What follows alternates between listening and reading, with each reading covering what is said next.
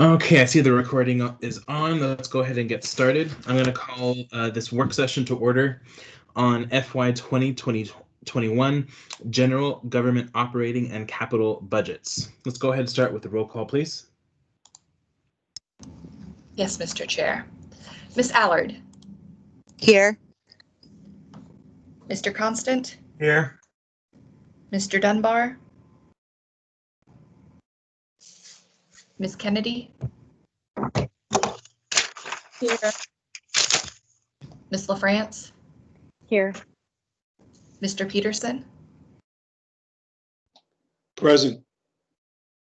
Mr. Perez-Verdia. Ms. Quinn Davidson. Mr. Rivera. Present. Mr. Weddleton. Here. And Ms. Zalatel. Here. Thank you. So as usual, if members want to get in the queue, please either put yourself in the chat or text me if you can't access the chat. And then last, before I turn it over to Mr. Wilbur for the presentation, just a note to the body, just like we did last year, if there are topics during this presentation that the body believes would benefit from an additional work session, for example, we're already planning on additional work session on alcohol tax items, which I know we will cover in the presentation today. Just let us know and let me know, and I will get that done. I'd rather we not belabor any part of this presentation too much, just so that we can get through it. With that, I'll turn it over to Mr. Wilbur. All right, thank you, Mr. Chairman, members of the Assembly. Today, what we're going to do is similar to years in the past. Make sure that everyone can see the screen. And you should have received copies of the presentation. You should have also received an agenda of how we're going to walk through today. We're scheduled from 11 to 4 o'clock. We've got 3 breaks in the middle here. What I'd like to do today is just start off with some opening comments similar to that I made last week. The administration built this proposed 21 operating and capital budgets and the utility budgets on the operating side, really to prioritize public safety and to make sure that we are continuing everything we can to do to promote public health and our response to COVID and all of the key responsibilities that we feel are important in order to do the response to the pandemic and making sure that we continue those now and plan for those in the future. Obviously, continuing to provide our essential services for public safety and direct services to the citizens of Anchorage, and we'll talk about those particularly as we go through the departments.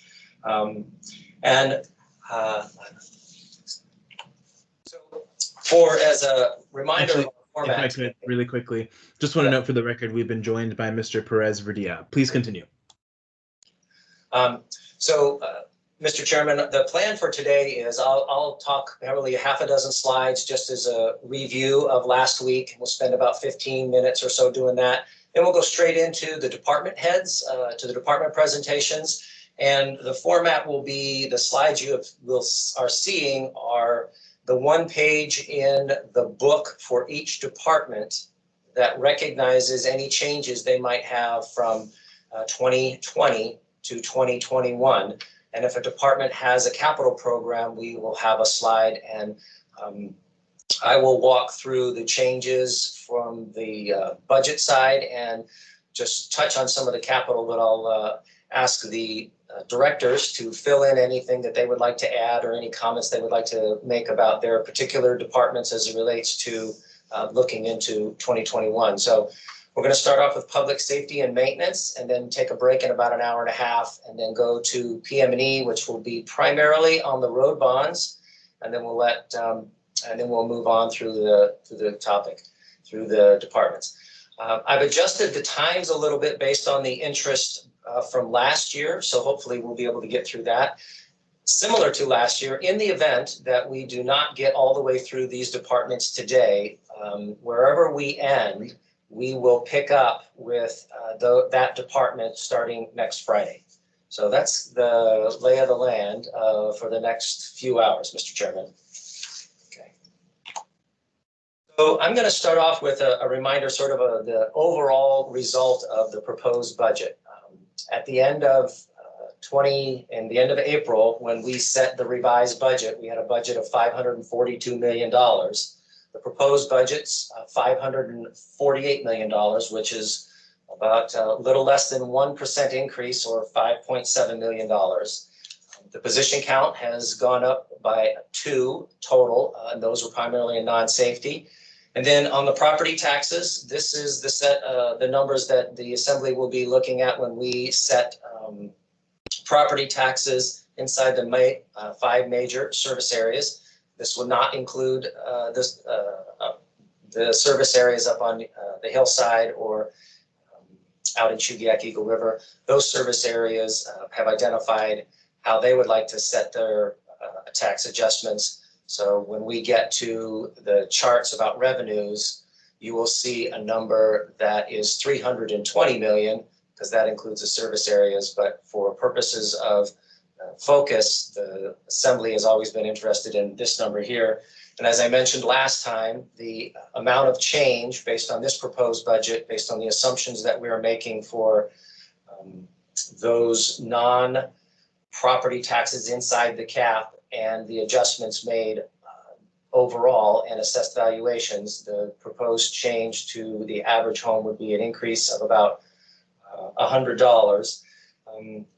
I have had a couple questions from a couple of Assembly members. I'll follow up, but I think one of the important things is, what makes up that $100 change? And in summary, about 25 of that $100 is really related to, I guess it could be simplified, that the non-property taxes inside the cap are going down. And the way the tax cap works is that of those dollars primarily to motor vehicle rental. And so that went down quite a bit. And the balance of it is really sort of natural escalators.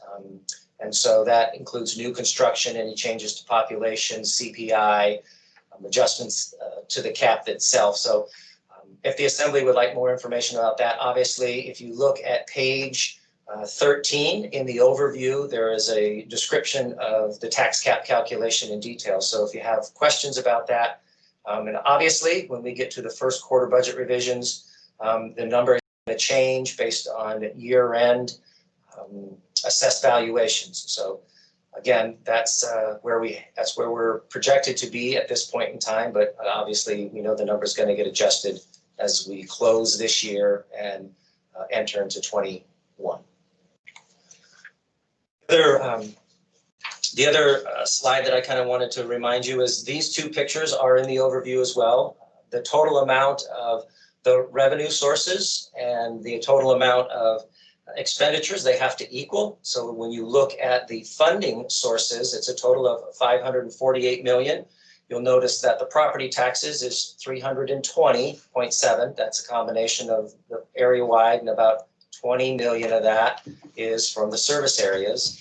The orange portion of the pie are those taxes that are inside the cap, but non-property taxes. And as many of you are aware, that includes the tobacco and marijuana and fuel, the PILT and the MUSA and MISA. I mentioned last week, and I'll state it again, the calculations that we have here do not include the adjustments to the tobacco tax that it might that would be influenced by e-cigarettes or vaping. What that would do is make the orange pie portion of the pie larger and the blue portion of the pie smaller. It would not provide us more dollars. It would just reduce the burden to the taxpayer. So that's an important observation. The gray portion of the pie is primarily the room tax, and then the contributions and transfers from other funds. That's for the most part, that's the trust. That's the amount of return that we will receive in the trust. And again, that calculation is based on a contribution from the MLMP into the trust back to general government. And then the revenue, the state and revenue dollars, that's primarily revenue sharing. And as Mr. Moore mentioned yesterday, the amount that we had budgeted this year was a little more than $4 million. The amount that we are going to receive is about 400 and something thousand for 2021. We made an assumption that the number is going to be maybe closer to 2 million. Obviously, depending on how the legislature works, turns out that number we'll get to take a look at that. And then also the license fees and permits. That's, I think the big change there was, as mentioned yesterday at the Assembly's Budget and Finance Committee, the amount of anticipated return on our ambulance reimbursements is going to be down. While we do expect to receive those reimbursements in the long term, we do not expect to see the entire $3 million that we anticipated. So we've reduced that number by half. So we've accounted for it there. The fines and forfeitures has been adjusted. And then the investment income, that's at the point in time, we thought it would be down a little bit from our cash pool, but obviously that number can change. It's a pretty small portion of it. And then the intergovernmental charges, those are charges that we put to grants or to capital projects, or the charges that we would receive from utilities for government services. And then, as I mentioned, the fund balance, that's sort of brought into two pieces. About 8.5 of that 17 million is fund balance that we would be using from the 5 major funds. And then about 9.2 of it is from the other areas that would include using fund balance from the building safety area, or from the public finance investment. It could be from the self-insurance fund or HLD. So again, all of those details are afforded to you in the book. And if you're interested in any of those and you have questions after you take a look, please reach out to me and we'll help you out. Just want to note for the record, we've been joined by Mr. Dunbar. Thank you. Okay. And then obviously the funding uses, the personnel, that really hasn't changed very much. It's pretty constant at about 50, it's between 55 and 56% for the last couple years. I just want to highlight probably what's in the other services. That's our utilities, our contracts to other individuals, our contributions that we might have to our fleet, our requirements and our contributions to our police and fire pension funds, the amount of money that we allocate towards management of municipally owned facilities like the library, or excuse me, the museum, the PAC, and other facilities like that. It also includes all of the revenue that would come in from the service areas that then goes back out to those service areas through contracts. So all the limited road service areas, the Chugiak, Eagle River Parks and Rural Road Service area is part of that portion of the pie. And then the debt, just point out that this presentation is all about general government. That debt service does not include anything from the school district. And so that's just a friendly reminder.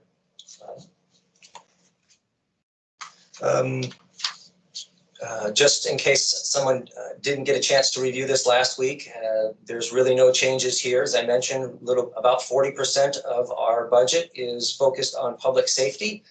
There's really been no significant changes here. I will remind the Assembly that this particular slide is all about general government. We did not include any of the dollars that might be associated or allocated for the purpose of the alcohol tax. So this is just what's in the general government. It does not include what decisions we might make in the alcohol tax. We did that on purpose for this proposed budget because we wanted to make sure that we separated the conversation related to what's going on in general government day to day and what might be considered as portion of additions to some departments for the alcohol tax. And Mr. Chairman, as you mentioned, when we get to the individual departments, there will be 4 of them. We'll talk about 3 of them today. We've pulled out those portions of those departments that are being proposed for the alcohol tax, and we'll highlight those and we'll discuss those as we move forward. Again, the focus of the budget itself on these 3 big categories. We mentioned that we continue to support the academies, and there are no proposed staffing changes at police and fire in the proposed budget on the position count. We're going to continue to do what we can to support homelessness and our support to behavioral health. We talked about the continuation of the mobile intervention team, year-round cleanup, and then some of the continuity things that we have to do. Next week, we'll probably talk a little bit more about property appraisal and CAMA when we get to finance and property appraisal. Again, all of the leases that we have and all of the contracts that we have that require escalators, they are part of our continuation budget. So we've incorporated those. And then there is a need to add some additional resources to fleet. This is a reminder of the position count, or the net effect. While we have some movement in some of these departments, the net position increase for the total general government is 2. Again, these do not include the positions that might be included for the alcohol tax. And as we move forward, make decisions on that, we will then adjust these positions. So again, I think what I want to do is for members that might be listening, or assembly members, these slides and this information is illustrated with a little bit more detail in the first 12 pages of the overview. Please take a look at that. And then if you have interest in departments, we'll kind of walk through those.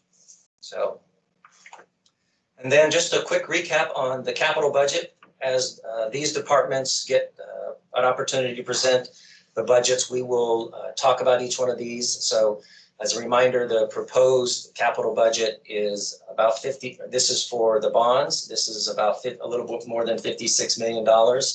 Hopefully, when you received your capital book, there is a map that was included in there. And if it's helpful and you would like additional copies of those as you're discussing that with community councils or others, or you would like a different size or something for presentation purposes, please let me know and we will get you the material that you need.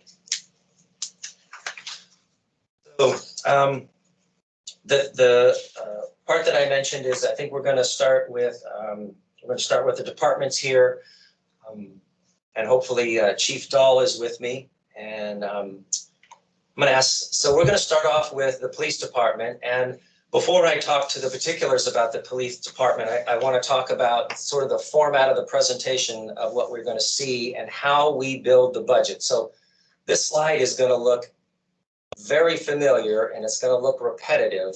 So I think if I can sort of explain it here on what these things mean and how we build the budget. So the first line where it says 2020 revised budget for every department, that is their budget as of first quarter, at the end of first quarter. So for the police department, it was a little over $121 million. The way we build these budgets is, the next thing we do is we look to see from 2020 if there were any one-time requirements or adjustments that were made, whether they were reductions or whether they were additions. And so in this particular case, for the police department and many departments, frankly, all general government departments, we made a reduction in their fuel budget in 2020. We also made a reduction in their travel budget.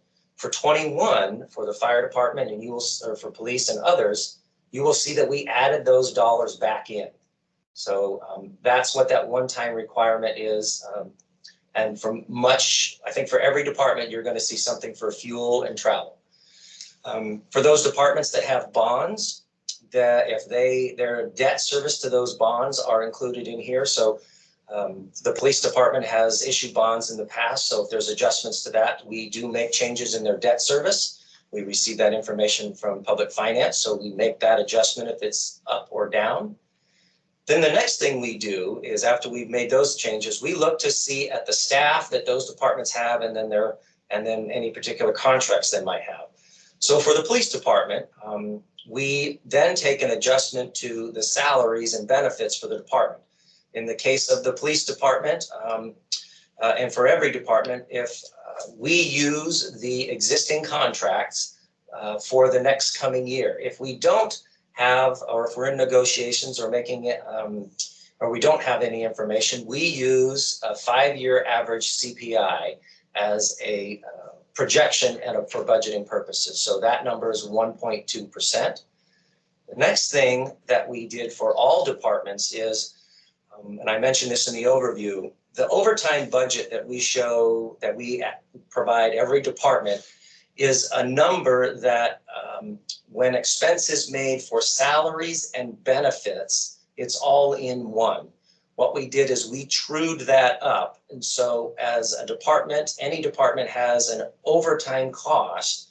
There is a cost to that overtime that's going to labor, and there's a cost of that overtime that's going to benefits. And so there's no net increase in any department's overtime. It's just a true up of how the allocation is done. You will see this true up in every department that has an overtime budget.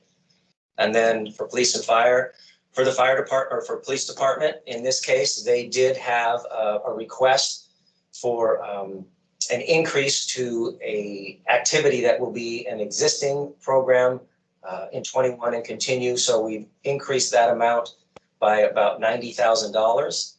And then the bottom part for all departments, if there's other changes outside continuation, then we will add those things in or propose to reduce them. In the case of the police department, if there were additional voter approved bonds, in this case from last year, we will increase the voter approved bond by about $30,000. And as I mentioned last week, and you will see every department that has an executive position or a non-representative set of employees, the proposed budget is proposing that those executive salaries and those non-represented pay scales remain flat. For the police department, that's a total of about $66,000. So that's how every slide is going to look. And for the police department, again, Chief Dahl had presented some requests that he had. I think the top of the pile was in non-labor. I think one of the things that we are mindful of now, and something that we will be mindful of as we end the year and look at the first quarter, is his non-labor expenses on his phone bills. He has some challenges there. And so we were not able to accommodate that in our proposal based on trying to get to a balanced budget. But I would also say that, as mentioned yesterday, the police department was one of the departments that was reviewed by the Budget Advisory Commission. So again, the police department, like many departments, there's really no big changes going on from one year to the next. And so with that, I will ask Chief Dahl if there's anything he would like to add, or if the assembly ends to start, and then maybe the assembly members, you have questions about the budget, or Chief Dahl will go from there. Thank you. Hey, thanks, Lance. This is Justin. I'm here. I don't have anything to add, but always happy to answer questions. Thank you. So I do have a question in the queue from Ms. Zalata. Thank you, Mr. Chair. This budget takes into account, is it one academy planned for next year or two? Because we have one coming up in December and then one the following June. Is there one planned again for then the following December? Great question. Thank you for that. There is. We're on basically a 2 academy per year schedule, and it's been a little confusing in past budget years the way it's been listed, because it always looks like it's being listed as a single academy, but then we take that money and split it into 2. These academies are obviously not to add new positions, since there are no new positions in this budget, but with a department the size that it is, we really need to run 2 academies a year just to kind of maintain our current staffing level. And for budgeting purposes and for planning purposes, the best model for us currently is that 2 academies per year. It helps us with recruiting, to have that be on a fixed schedule so people can plan their lives around those start dates, but also for budgeting purposes, it helps us know when that's going to happen. So we're trying to keep that on a pretty fixed schedule. Does that answer your question, ma'am? Yes, thank you. Thank you. Mr. Weddleton. Thanks. I think the point where executive and non-rep pay stays flat certainly helps out the budget here. But, a couple of years ago, we had to make a huge jump in those levels to account for kind of the inequity that occurred over the years. So, I see us heading that way again. I mean, is that every 5 years there's a massive true up, or what's your thoughts on that?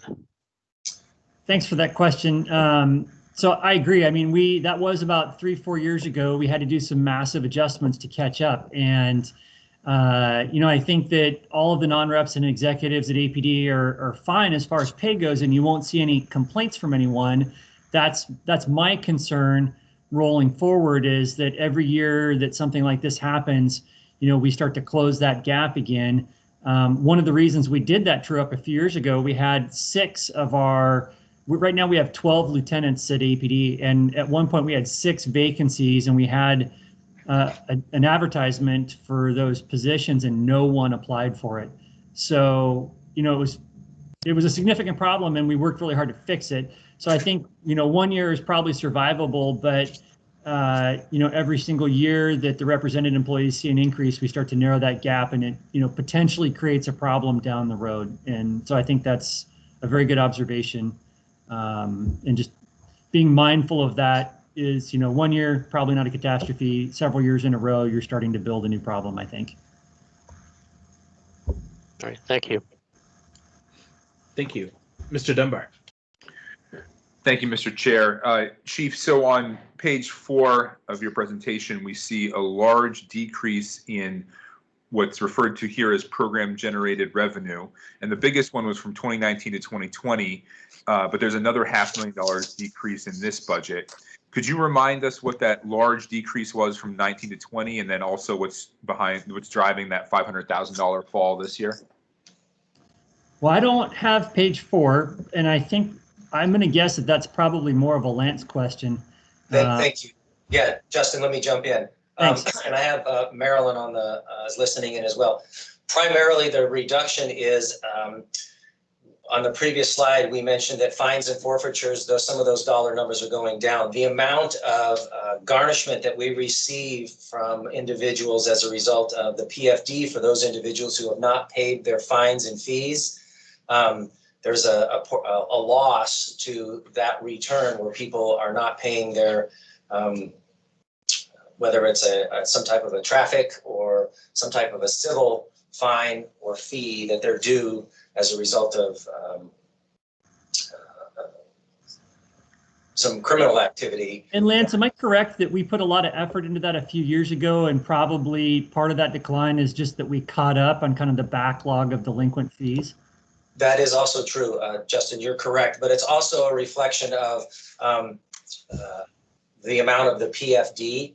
Right. But Assemblymember Dunbar, I can get some better detail on the actual numbers, and I suspect that Assemblymember Dunbar is looking at the budget book, not a slide presentation.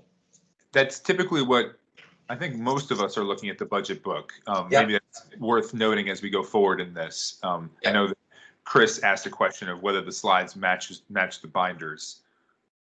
This particular slide matches the binder when you get to every page for the department that's related to the reconciliation page.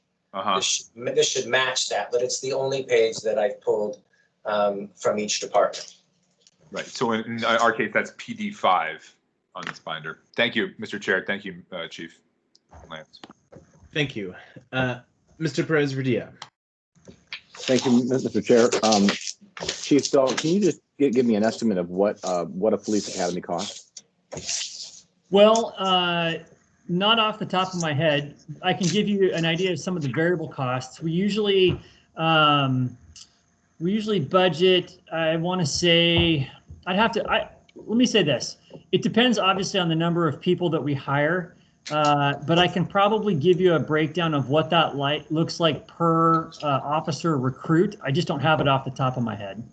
Okay, that would be helpful for me at some point to get an estimate of just generally what a police academy costs. Thanks. Sure. Thank you, Mr. Constant.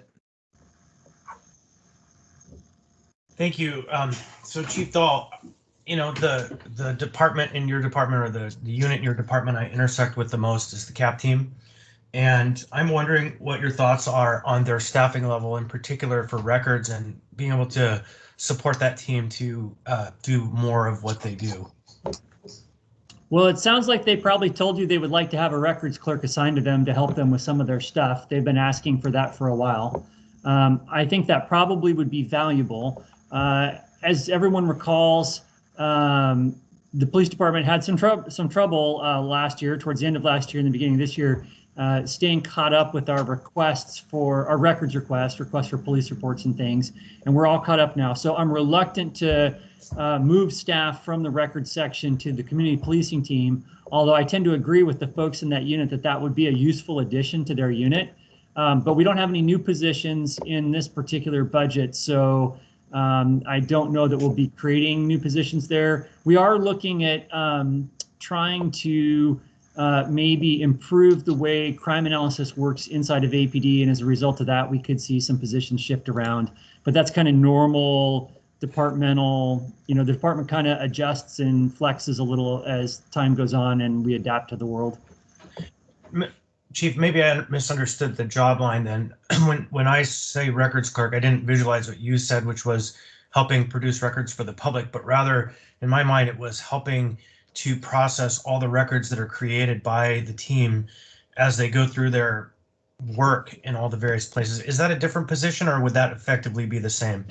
No, so you're right that those are sort of two different things, but they're the same job classification. So when you look at the position description for a police records clerk, that would be the same position description for the job in both locations inside the department.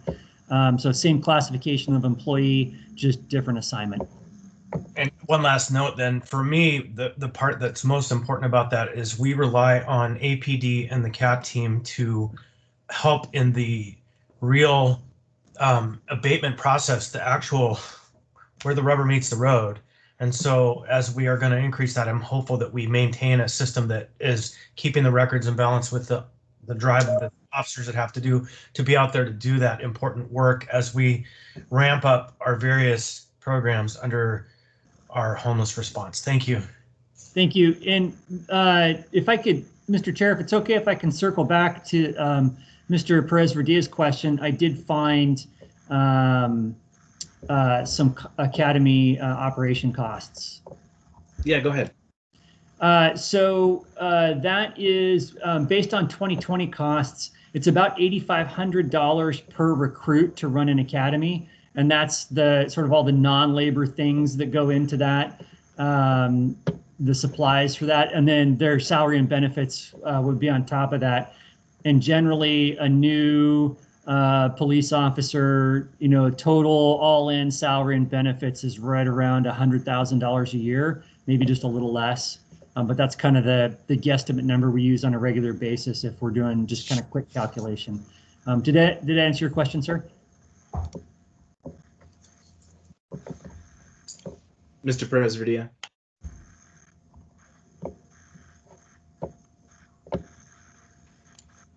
I will, in case he had to step out for a second, I'll just put that info into the chat, and that way it's there for him when he comes back. Thank you. I don't see anyone else in the queue, so please continue, Mr. Wilbur. All right. Thank you, Chief. I appreciate it. If we have any other questions, we'll let you know. So we're going to go on to the fire department. And for Chief Hetrick, there's similar to the fire department, we don't have any personnel changes. Again, you'll see the one-time adjustments for the fuel. We're adding that back in. In the case of Chief Hetrick's and the fire department, they had some one-time addition last year for a workman's comp settlement. So we took that out as we move forward. And then for the fire bonds, we did make the adjustments again we get those dollars from public finance. The salary adjustments for police or for the fire department here, that too is an adjustment. We assumed a 1.2%. That is what we move forward with. The overtime, again, no more, no less, just truing it up. Little adjustment in police and fire. Chief Hetrick has been asked, I think last year, for increase in the contractual needs that she has and the department has in their costs to their physicals for the members that in the fire department. So we added some about $364,000 there. It's a modest increase in their non-labor. The fire department is similar to the police. I think some of the challenges that Assembly Member Weddleton mentioned are not unique to police. They're probably very similar in fire. But to Chief Hetrick, the fire department, we're not adding any positions, paramedics, or stations. So I think on the operating side, Chief Hetrick's budget is maintaining consistent with this year's budget, with the exception of the increase, a little increase in their non-labor. So before I go to capital, if Chief Hetrick has any questions, I'll let her jump in. And then if the Assembly has any questions, please proceed. Chief Hetrick. As Lance mentioned, this is we're fortunate to get the money for the physical contractual increase. Of course, we had other asks, but we understand the situation that we're in right now, and hopefully we can resolve some of those asks in our non-labor budget in first quarter. I would also like to address the revenue side of things. We had anticipated getting funding, a significant more reimbursement for delivery of EMS to our Medicaid patients. Unfortunately, due to COVID, that got stuck at the state level, and we're still working on regulations that we had expected to be finalized this spring have not been finalized yet. So we cannot apply for those reimbursement of those funds probably until early, we're hoping January, February of 2021. And that is the revenue increase on the EMS side that we were expecting to receive some in 2020 and then 2021 be able to move forward with the program. But it has been put on significant delay, and definitely due to COVID. The rest of our revenue, we definitely saw a dip in EMS revenue because of the reduction in EMS transports in March, April, and May. However, we are seeing those numbers come back to be back on pace with where they were for when compared to 2019. So we don't anticipate a significant decline in our normal EMS revenue for 2020, but we never know really what's going to happen the next couple of months. We may stay on track with where we're at, or it could increase. So that's kind of our unknown with the EMS revenue. We're kind of tied to what happens medically across the municipality. I'm happy to answer any other questions. Thank you. I actually don't see any questions in the queue at this time, so please continue. All right. The next slide is the fire department has proposed some capital improvements that will be that are initially for some facility improvements. I can't recall. I believe it's at Fire Station 1, but this is an annual program that that the fire department is looking at, and as we get refinement on how and where those dollars will be, we'll be looking to see how this looks out into the future, but some immediate needs on facility improvements. I will let Chief Hetrick do an explanation on the ambulance replacement. I will, not to steal her thunder, but they have a really good plan. They've been working on it for years, and this is sort of, I think, the first step in implementing how they're replacing their ambulances. And then as they are doing their best to keep on a schedule for heavy equipment, in this case, a ladder truck replacement, and this it kind of goes on and off. Sometimes it's an engine, and then sometimes it's a ladder truck. But the way that this will ultimately look in a bond is that the fire ladder truck and the AFD facilities will be in a fire bond. The ambulances will be in an area-wide bond. So I'll let the chief explain a little bit more about the ambulance replacement, because I think she's got a really good story. Chief? So I'll start with the facility improvements. These are improvements for Station 1 as we've continued to see increased growth in responses for the community. We have added staff and equipment to Station 1.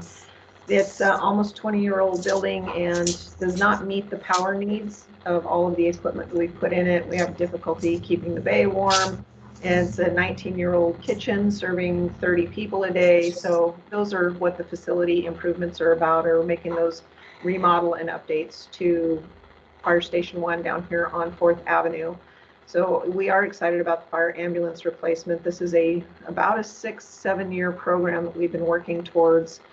We now have a model ambulance that we are using where all of the the patient care compartment, are the same. And we've done a huge amount of design change to make it more efficient and most especially to make it more safe for our patients and for our employees. Now, because we really run the wheels off of the ambulances, the chassis wear out and the motors wear out, and all of those components will wear out. We can actually send the entire ambulance to the manufacturer and they'll take the box off, which does not wear out, and put it on a new chassis. That reduces the cost of our ambulance replacements by probably 40, we're thinking maybe 50%, but probably 40 to 50%. And the boxes get a refurb, but we don't have to completely rebuild and replace. So it is an excellent opportunity for us to reduce costs, but also prevent that, more stuff going in the landfill as well. So we're happy this will be the first year that we're starting that program, and we're very excited about it. And the ladder truck replacement, that is just our replacement cycle to make sure that our apparatus are still meeting current standards and requirements. This ladder truck is a replacement for one of our apparatus that is not doing so well, and it will help us meet the requirement to have a certain number of aerial apparatus serving the community. So it ties into our ISO standard and our ability to serve high risk and high rise type of structures. Any questions? Thank you. Start with Mr. Weddleton. Oh, thanks. This might be too far flung for your presentation today, but I know in the 6-year project thing, you talk about combining stations 8 and 10, which I think are the O'Malley and the Bear Valley stations. In that, so that now that I think I'd heard about that before, but that's going to garner a lot of interest, of course, in the Hillside area. Can you maybe tell us how far along that is, and at least give me some information so I can answer questions for my people if you can. Assemblymember Whittleton. Constituents. Assemblymember Whittleton through the chair. Unfortunately, you'll see no facility replacements on this bond because they just didn't make the list, and that basically pushes everything back off another year. We still have to deal with renovations or replacement of our shop building. Then we have Station 12, then we have Station 11, and eventually we will get to a conversation about Stations 8 and 10. I'm guessing that is probably 7 or 8 years down the road now. Okay, so that's helpful. Thank you. Thank you. Ms. Zolotel? Thank you, Mr. Chair. Chief, I know that the core team proposal is in the alcohol tax budget, but will there be any capital needs with that, or or does AFD have, the vehicle and what it needs already to effectuate that proposal? We included vehicle purchase with our proposed budget, and it doesn't. AFD hasn't been using capital bond money for vehicle purchases, for light duty vehicle purchases. We have strictly used those for heavy apparatus and ambulances. So we would use that budget, or what we approve, actually what we proposed, it would be operating funds that we would use the first year to purchase vehicles for the core team. Thank you. Thank you. Next I have Ms. Kennedy. Thank you, Mr. Chair. Thank you, Chief. I'm looking at the the ladder truck replacement, and we replaced one, or we bought a new one this year, I thought, and you can correct me if I'm wrong. So are we on this trend of trying to replace a ladder truck every year? Because I think we only have about half a dozen of them throughout the department anyway. So can you speak a little bit to kind of what we've purchased recently and what kind of a trend line we're on for replacing other ladder trucks? Thanks. Absolutely, Assemblymember Kennedy through the chair. And my apologies to Assemblymember Zalatel. Did not call you out appropriately in my response. We have 5 frontline aerial apparatus that serve the community. We try to stagger them out, but unfortunately, the one that we replaced last year, that one was a bit of a surprise because we ended up with one of the apparatus that we'd purchased is a total lemon, and that's a really long story that I don't want to get into right now. But we also had an apparatus that the manufacturer, well, I think it's about 12 years old, then the manufacturer went out of business and we cannot get parts. So we had not expected to have 2 aerial apparatuses be replaced year after year. It just kind of timed out that way. But once we buy these 2, then it puts us off. We won't have an aerial apparatus purchase for, I think, another 5 or 6 years. And we will focus on fire engines and tenders. Okay, great. Thank you. Thank you, Mr. Chair. Thanks. Mr. Constant. Thank you. So I know we're still having discussions about the core team and the mental health first aid and the various projects that are intending to support our program to intervene in the homeless cycle and figure out how to get people back on their feet as best as possible. So I just wanted to put out there that we are definitely still thinking about ways that these programs can be funded. I don't know if they can all be funded, but I'm starting to chew on the idea of some form of a blended program. So I'm hoping the department will keep its creative hat on for a little longer. Thank you, Assemblymember Constant through the chair. We are a creative bunch over here, so I don't think you have to worry about that. Thank you. Mr. Weddleton.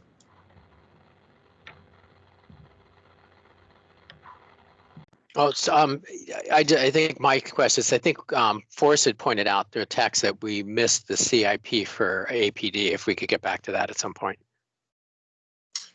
Through the chair, there is no capital program proposed in 2021 for APD. So that is why I thought there is a capital program starting in 2022. But there is no proposed capital improvement for 2021 for bonds for APD. Oh, okay. Okay, I saw the South Central law enforcement thing, but that's 2022. Okay, perfect. Yeah. Thank you. Thank you. Thank you. Mr. Dunbar. Thank you, Mr. Chair. And yeah, I had the same confusion that John did. We when you see just one thing on a page, you tend to assume it's from the year that you're working on, but now I see that it's 2022. So thanks for that. I have a question related to the operating budget, though, for the chief. Are we going to go on further in this discussion, or should I ask it now? For the fire chief. Should ask it now through the chair, Mr. Dunbar. Okay, because we've got the capital slide up. So on page 6 of the budget binder for page 6 of the budget binder, we've got, again, program generated revenue, again, way down. I understand it's mostly ambulances. I was wondering if the chief could provide me a little more detail on that. And again, is it just the sort of deferred payments that we haven't received yet, or is there something else happening there? Because it does seem like such a large drop.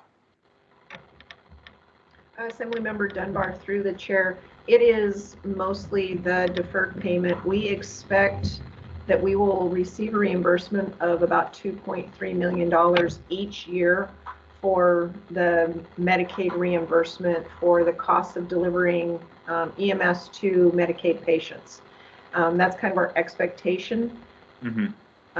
The 2020 has been such a strange year as far as EMS numbers and revenue that we don't know what 21 is going to give us. So I think we were definitely on the conservative side to see exactly what happens with the number of EMS transports on the revenue, because we don't have any other reason why it would be dropping other than related to people not calling 911 or not being transported to the hospitals in need of care just because they don't want to go to the hospitals. because we had quite a range of that happening in March, April, and May, and it kind of got a little bit back to normal. But as COVID numbers continue to increase, we're really watching the number of EMS transports that we do that are non-COVID related, because I think people still have concerns about that.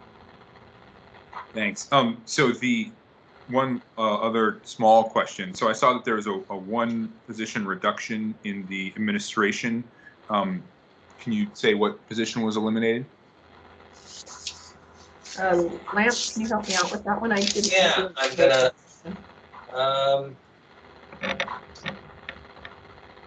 I will have to get back with you, Mr. Dunbar. I think it was probably a movement of labor to non-labor, but let me verify. Thank you, Mr. Dunbar. We will coordinate with the fire department and get back to you. I don't know exactly where it was, so.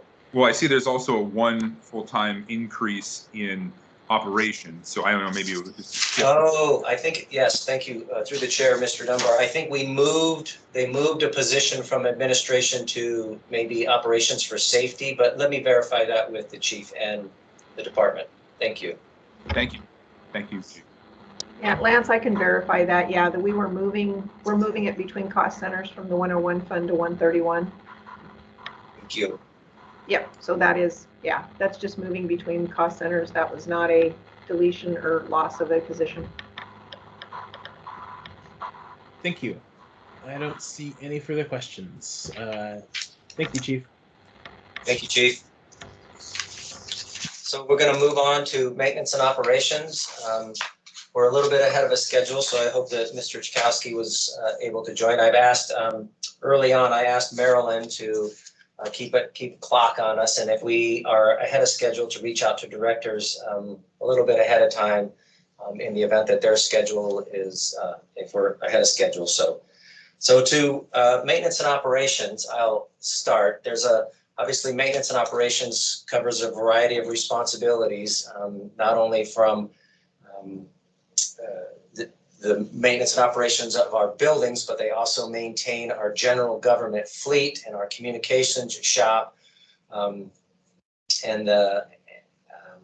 I think the important part I wanted to mention here is that's just a reminder. You'll look at the continuation or the revised budget for maintenance and operations, and it has a number that's $88.5 million. I'll remind the assembly that about 45 million of that is basically road, it's debt service. So all of the debt for road bonds is in M&O.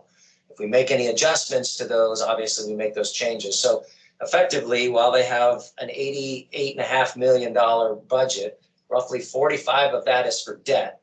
Only about 17 of that is for their overall sort of labor and budget, their direct service budget related to their labor. And 25 million of it they put out the door to contractors. So, and this does not include the limited road service areas. You will see that in maintenance in Public Works Administration. So overall, a pretty tight ship, but I just wanted to make sure that you recognize that number includes the road bond debt. Again, we've made some adjustments for the travel and in the department.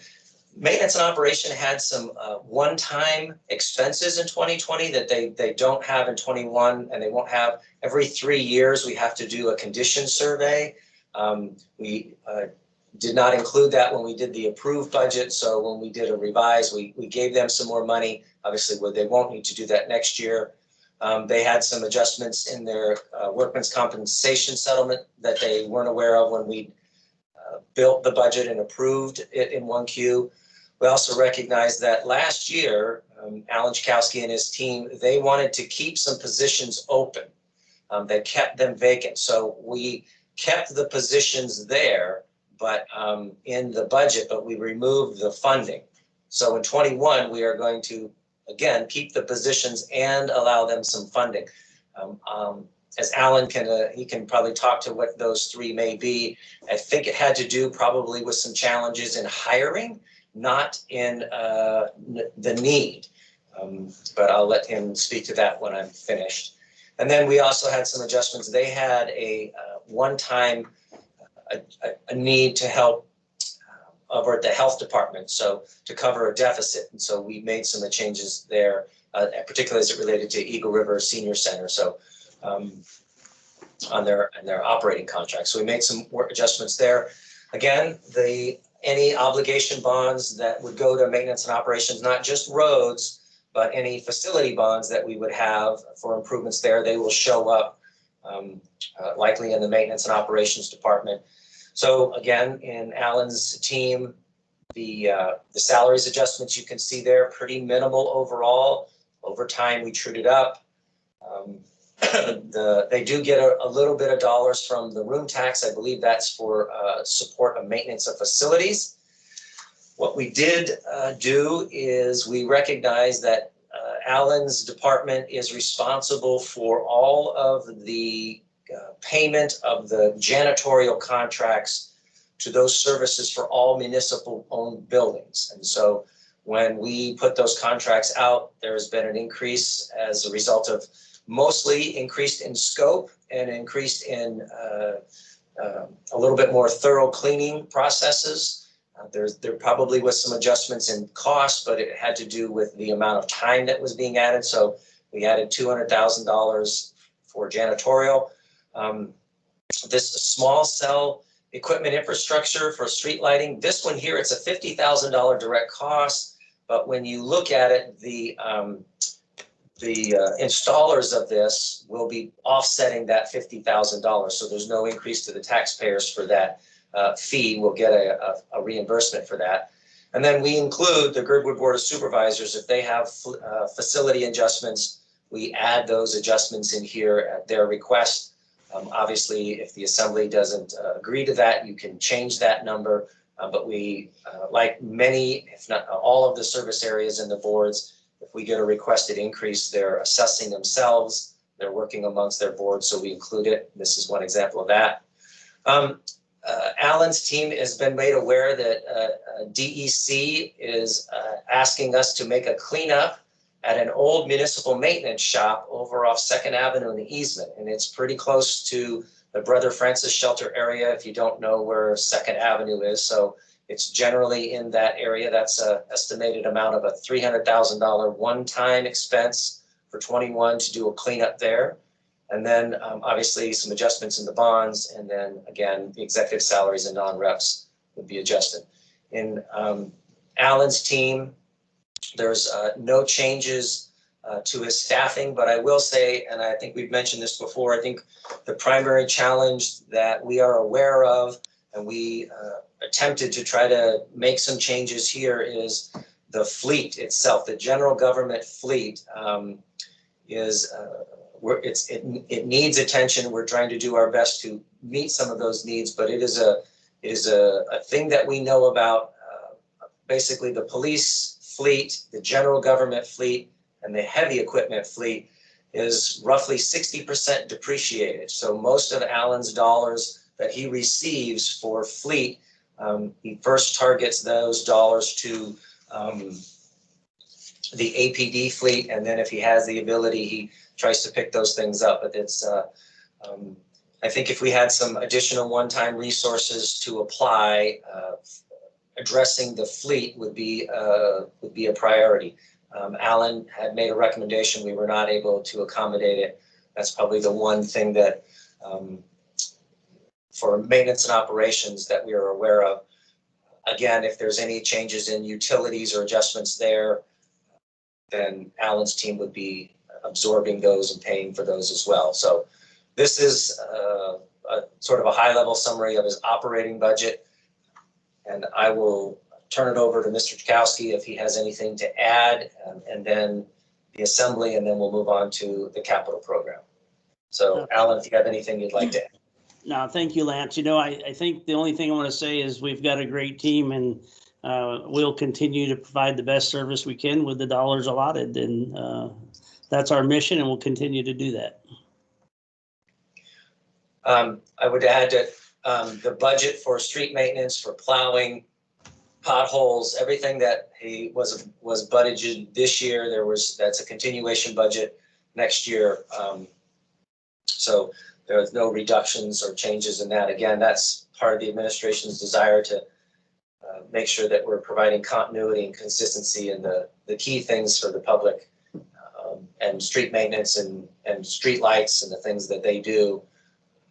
It's key, so we maintain that. We didn't make any proposed reductions in the proposed budget. And I'm available for any questions. Thank you. So first I have Mr. Weddleton.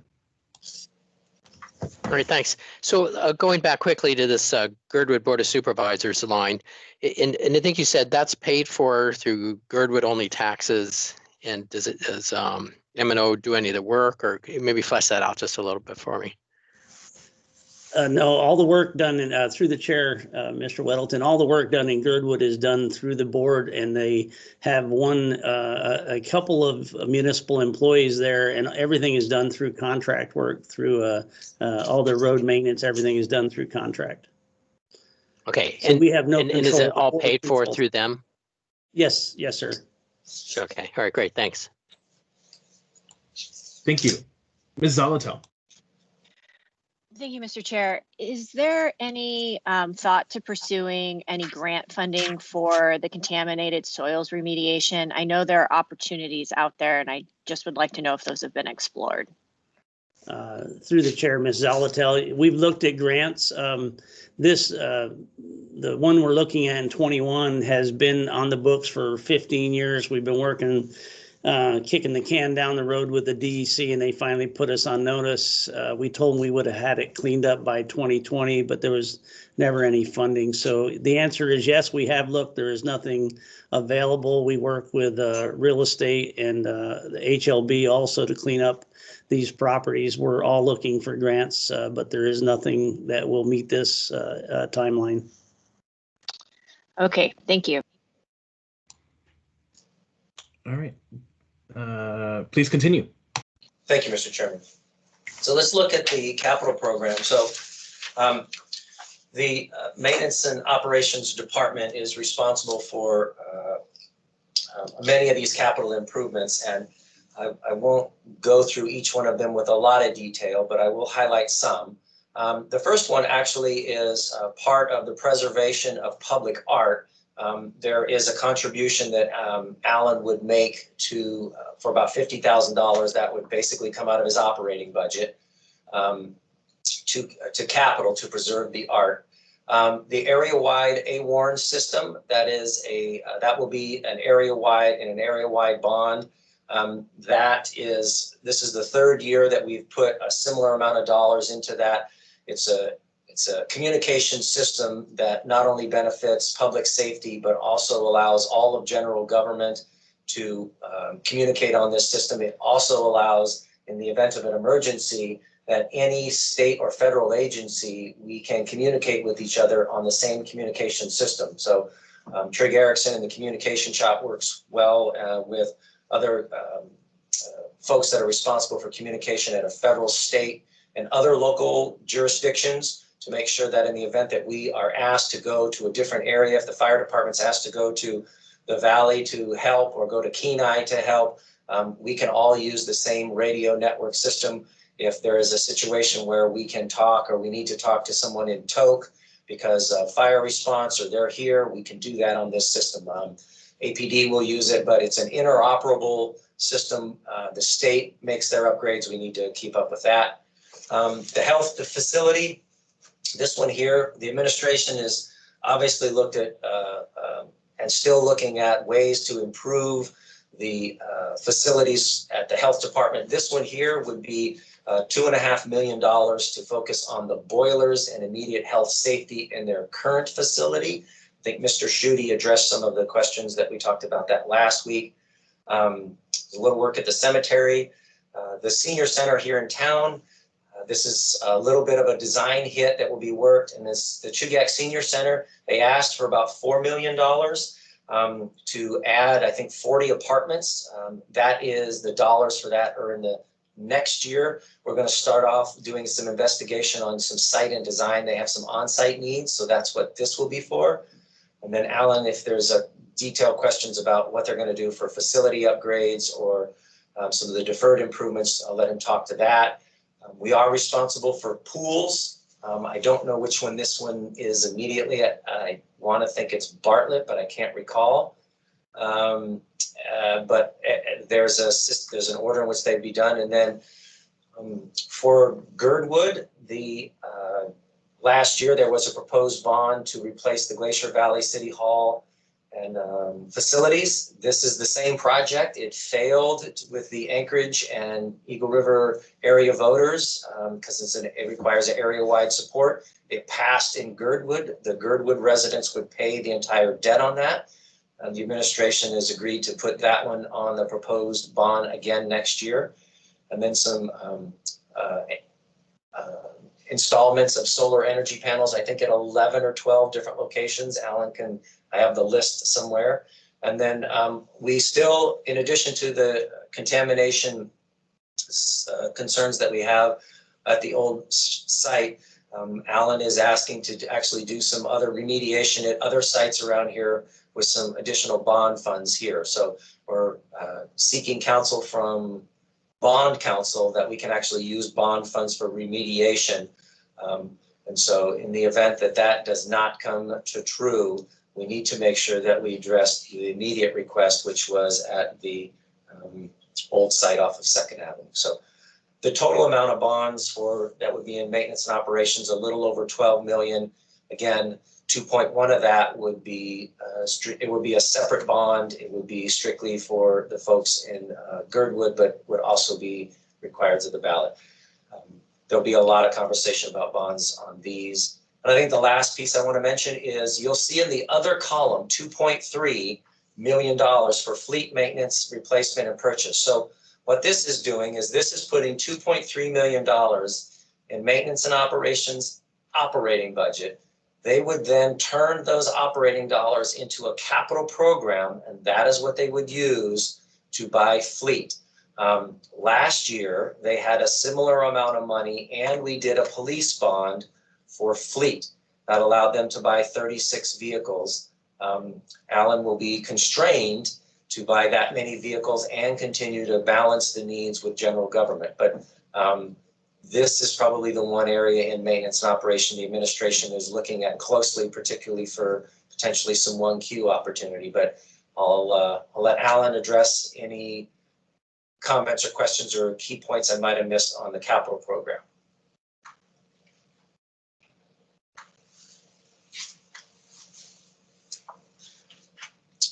All right, hearing none from Alan. Mr. Chairman, if you have questions, or assembly members, if you have questions, again, there's a lot of detail for these projects, and some of the maintenance ones, they'll continue out. But if there's any questions on the capital program, I'll do my best to address them. Yeah, I'm here, Lance. I just, if there's any question, I'd be glad to answer them. Thank you. I don't see any questions at this time. So thanks so much, Al. Thank you, Alan. You're welcome. All right. Mr. Chairman, we are about half an hour ahead of schedule. Do you want us to press on and take the break at 12:35? Does that work for you, or would you like take a little break? We've been at it for about an hour. It's up to you, Mr. Chairman. Let's continue. Thank you. Okay. I'm hoping that Kent Colhase was able to get notice that he's going to join us here. So the project management engineering is a unique department in the sense that they have a relatively small segment of their personnel that are inside the operating budget, and that is those individuals that have worked directly with watershed. Their support is inside the operating budget, and they may be a combination of local tax dollars and fees. Inside Kent's watershed team, there's really no changes here. In addition to these 8 positions, I can't remember the number. I want to say it's like 14, maybe less than that. He has additional positions that are not in the operating budget, and they are funded through the bond program, as those individuals are responsible for managing the capital program and the expenses in which they incur to manage contractors or projects, they charge the bonds for that. So inside his operating budget, there's no change in his operating side. I think the big conversation for project management and engineering is going to be the capital program. So unless there's questions about what's going on in watershed or any other, I guess, staffing issues inside project management, engineering, operating, I'll pause there, Mr. Chairman, and then we'll go on to probably the largest portion of our capital presentation. Thank you. I'm not seeing any questions right now, so please continue. Thank you, Mr. Chairman.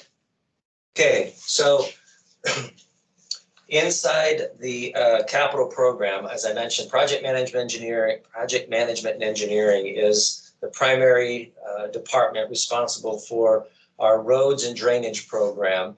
They do coordinate with maintenance and operations.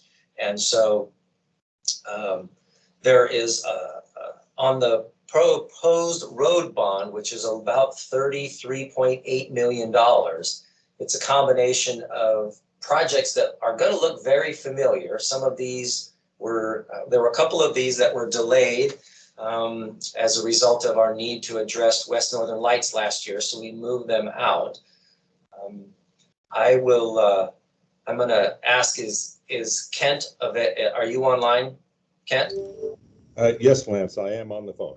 Okay, I think what I will do is I'm going to just sort of highlight a couple of these, I guess, in summary, and then if Kent wants to point out a couple of these big projects, I will ask him to do that, and I assure there's probably assembly members that have questions about individuals, but there's a couple key things I want to point out here.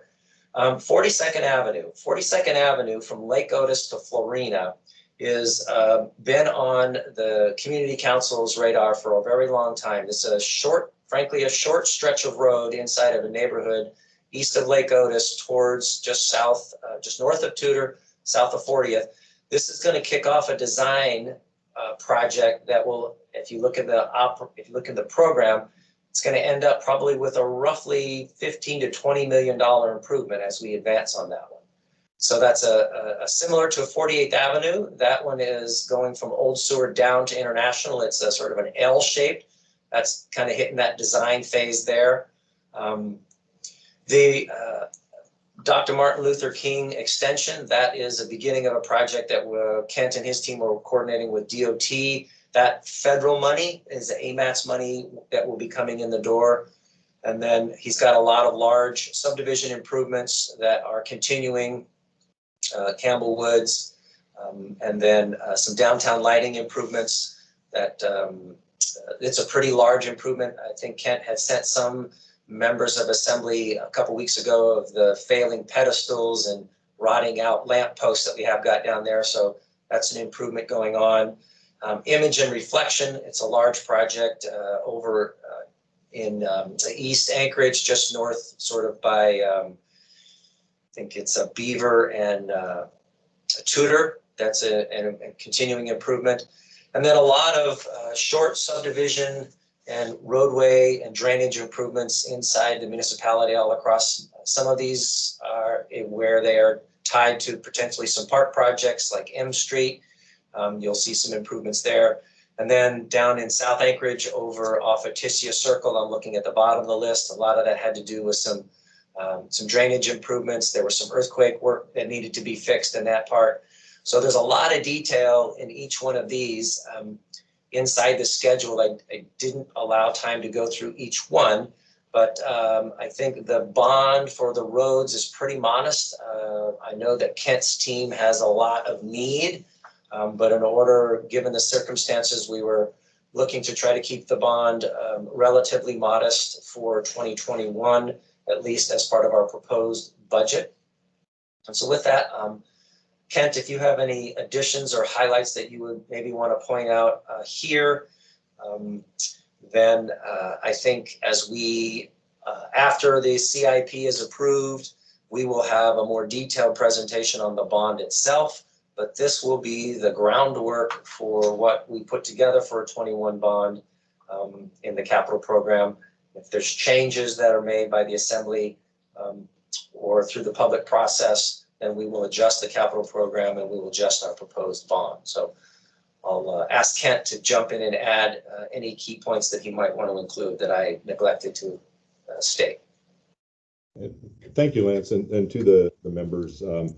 I don't have any specific comments on specific projects. Lance touched on the key ones. I think I would say that the projects as presented are a pretty broad mix, ranging from critical drainage improvements where we have flooding and glaciation issues, to reconstruction of subdivisions where roads are in some cases almost impassable, such as Campbell Woods. Some needed upgrades to infrastructure, surface rehabs. The downtown signals and lighting projects is a key one. And then you'll see the recurring programs, road and storm drain improvements, pedestrian and ADA improvements. Those are annual programs where we just chip away in concert with street maintenance at known issues all over town. So it's a broad program intended to do the best we can in addressing a wide range of types of problems across Anchorage. So with that, I'll stop and be glad to try to answer any questions that members may have. And if I can't answer them now, we'll be able to get you answers very quickly. Thank you. Thank you. So we'll start with Mr. Dunbar. Thank you, Mr. Chair. So 2 things on here. I've got some more questions for traffic, but I assume that they will have a separate presentation on their capital projects. But 2 East Anchorage related projects. One is actually not in my district. It's in technically in Midtown, Ms. Zalatel and Mr. Rivera, but the East 20th Avenue pedestrian improvements to Kishla Park to Burgos Street. I'm very happy to see those in there. And looking at the page that gives the more detailed description, it's clear this is the initial design work, and then the major bond ask will be in 2022 when the actual improvements are done. And I look forward to that. But I guess my question is, and I don't know if the Parks Department is here too, but I'm wondering how. So to me, that's not only a pedestrian improvement, but it's also a key missing link in our current trail system. So for those that are familiar, the trail terminates in 2 places, and then there's sort of a gap with no real pedestrian facilities until you get back across Burgos, and from there you can go all the way to Cheney Lake without ever leaving a sidewalk or a trail. And so I'm curious how how that project is planned to be integrated with the trail system. So that's my first question. I'll have another after you've answered that. And through the chair to Member Dunbar, I'm aware of that concern. I think you and I have spoken about it. I think our approach there would be that as design starts, we'll loop in directly with Josh Durand and his folks. And I think that once we start working outside of dedicated right-of-way, TM&E has challenges in allocating parts of bond money to those improvements. So depending on the scope of the work, it may take a concurrent parks bond for construction, but I will make a point to talk with Josh Durand here in the next few days and make sure he's aware of that coordination concern, and I can certainly let you know how that discussion goes. And if you could also please loop in Mike Abbott and the Mental Health Trust in that discussion as well. He and I have previously discussed a sidewalk because Nichols Street is also included in this in the more detailed description. And Nichols Street, of course, and where the sidewalk will logically be abuts the large Mental Health Trust property. And he has expressed to me that he's very interested in helping with this in any way he can. So I hope you can loop him in as well. I will do that, yes.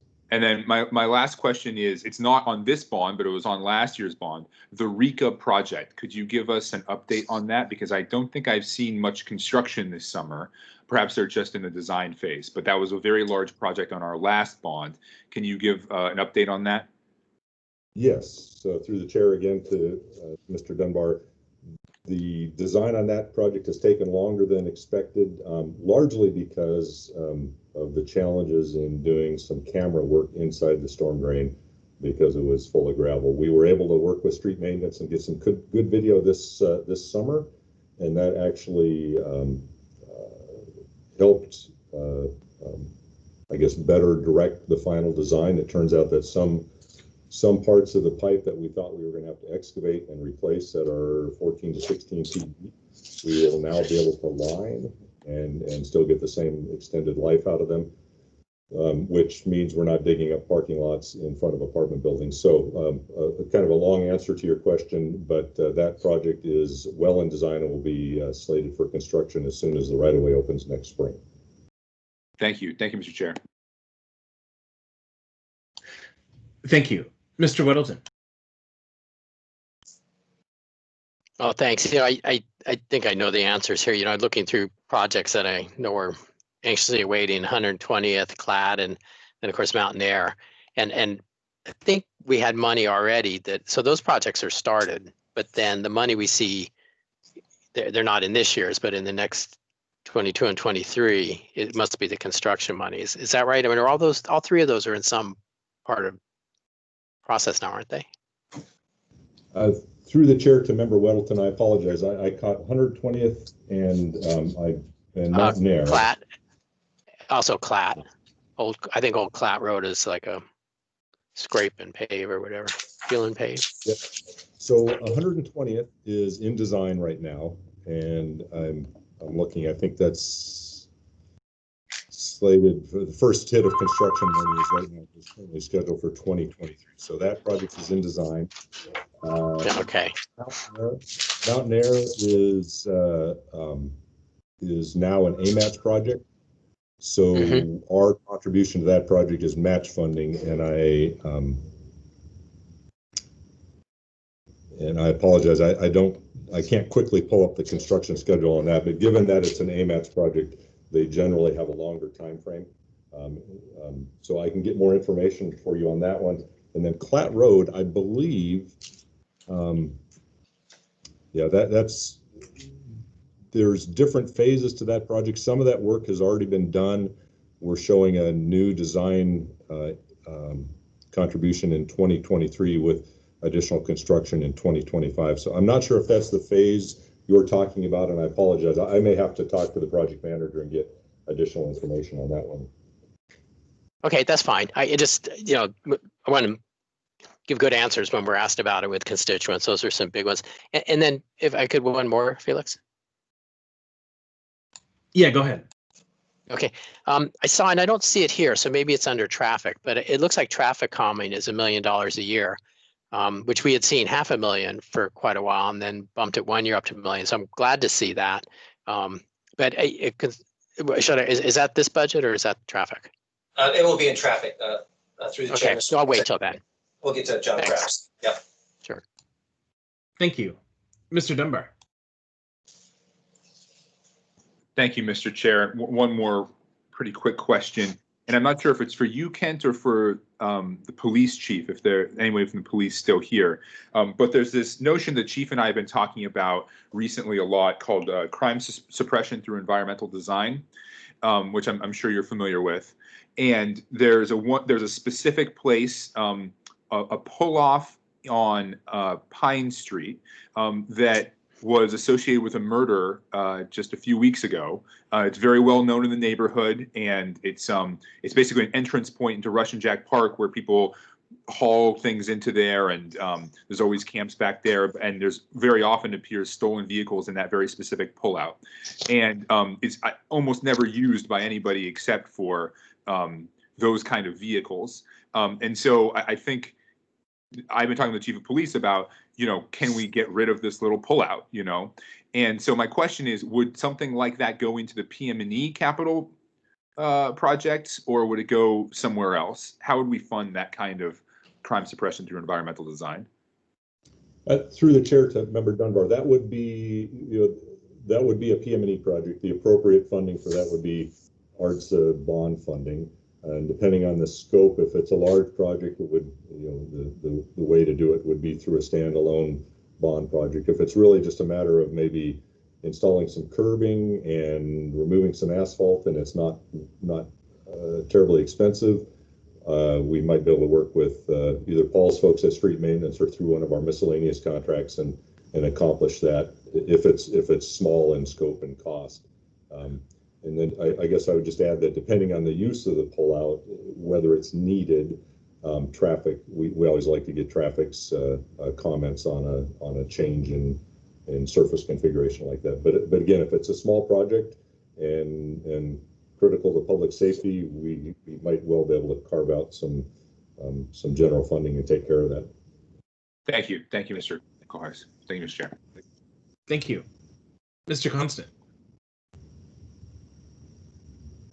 Thank you. And this is maybe a more general question to the budget process for next year, but it would be really nice on these CIB and CIP programs to add a column that identifies which assembly districts these projects are in, because it would add a very simple level of review for equity. Through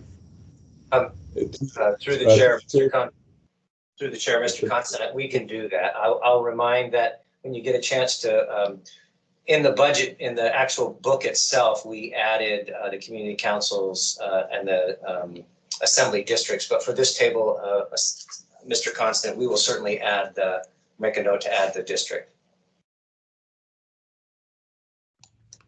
Yeah, thank you. On the detail, you definitely have it, but not on this table. And that would give us a really good snapshot rather than having to go back and try to map it yourself. Thank you. Thank you.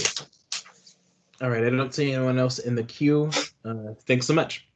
Mr. Chairman, just before we go, I wanted to, it's not, again, these are bond projects, and the Chugiak Eagle River Rural Road Service area, they assess themselves, and when they do their assessments, they create a capital program, and at times in the other column, they have a $600,000 request. That would basically be looking at some of their dollars, and in the past, they've asked for some state match to help them. So since there's no bond for capital improvements out there, they do that through an internal assessment and do maintenance and any capital investments they have with the dollars through the Eagle River Rural Road Service area board. So just a point out for the members of the Assembly. Okay. So the next department is public transportation, and I'm hoping that Ms. Acton got the word that we're a little ahead of schedule here, but I'll start off with the operating budget. So in public transportation in Jamie's world, there's really no significant changes here. I think the thing, the public transportation is the third largest consumer of our fuel, and so, or maybe the second behind APD. So the fuel budget reduction that we had, we included that back in, and then the travel, obviously we did that. It does have a little bit of general obligation bonds from the past, so those changes are included there. The salaries and adjustments, again, there's 3 or 4 bargaining units inside, so that percentage is going to vary between AMEA employees, Teamsters, and IBEW techs. So it varies, but the total amount is about $250,000. Again, the overtime cleanup, and then the adjustments for the salaries and execs. So there's no additional positions in here. There's no additional operating dollars for any service changes. I know, and many of you are aware that Ms. Acton's team has been fortunate enough to receive a lot of FTA dollars to help their operations and supporting. You won't see those inside this operating budget and these dollars here. And then, so on the operating side, I know that she's got been looking to add a new route, and so some changes and delays in that. So I suspect Ms. Acton can address those, and then any other questions that you might have on her day-to-day operations. So Ms. Acton, if you're available, I'll let you jump in and add, and then Assembly members, if you have any questions of me or Ms. Acton, please let us know. So Jamie, what do you have? I am here. I just wanted to let everybody know that I was able to make it on early, and so happy to answer any questions. Great. We'll start with Mr. Peterson. Thank you, Mr. Chair. And I was just going to ask about the new route on Old Seward. We have the same number of employees, so we didn't have to add any additional bus drivers to do that Old Seward route? Through the chair, the new route actually is going to be programmed through the CMAQ funds. And at the time that we're ready to implement that, that's when you'll see the positions increase at that time.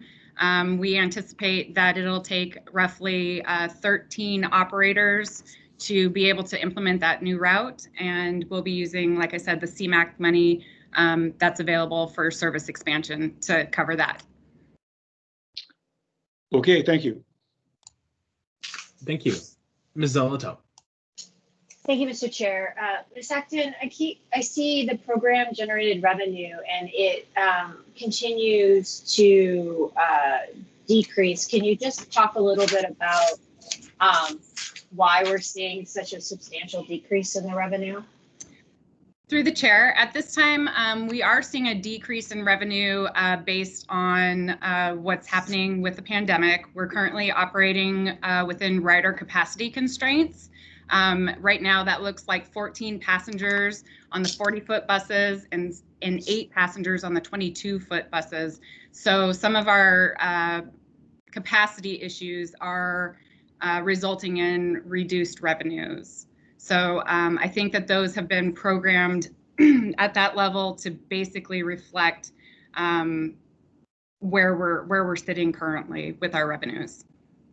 May I ask a quick follow-up, Mr. Chair? Go ahead. Thank you. So you worked through 2021, presuming that you would have to operate under such potential restrictions, and then of course that may change. Is that accurate?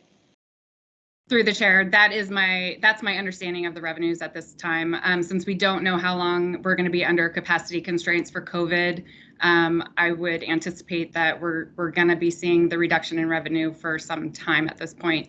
Mr. Wilbur, if you have any additions to how the revenue was programmed, I would phone a friend. No, I think Jamie has got the majority of the reduction is basically due to capacity. And we looked at this and then projected a similar amount. I'll verify that, and if that is different, then I will let you know, but I think Ms. Acton's assessment is correct. Thank you. Thank you. All right, please continue. Right. So we'll look at the capital program. So public transportation has a capital program and is sort of unique to them. You'll see a little bit of this new to parks when we get there, but as many of you are aware, the bonds that we seek for public transportation, they go through an area-wide bond, so they are joined with ambulances, or it will be the area-wide, a Warren system will be an area-wide, but obviously the transit facilities that she has, the buildings that she has, any of the bus stops improvements that she's working on all across the municipality, as well as any adjustments or support that she would have for her fleet or support equipment that she might need for bus stop maintenance. So it's basically either a 10-to-1 or it's about a 6-to-1 match overall. Sometimes it's about a 9% match, and sometimes it's a little bit more than that. Jamie has, it's a program, the dollar number is a little bit less than last year. I think last year was a little closer to 2 million. This year it's a little closer to 1. But if there's some details about each one of these in the budget capital program book itself. But if you have questions about particular activities that are happened this year on these or next year, I'll have Ms. Acton jump in and explain those. Thanks. Are there any questions? All right, I'm not seeing any. So thank you so much, Jamie.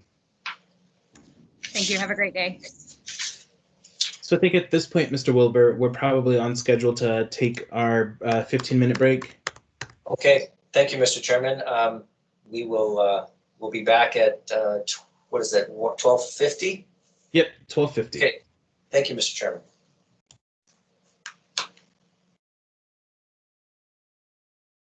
Let's keep that title slide up.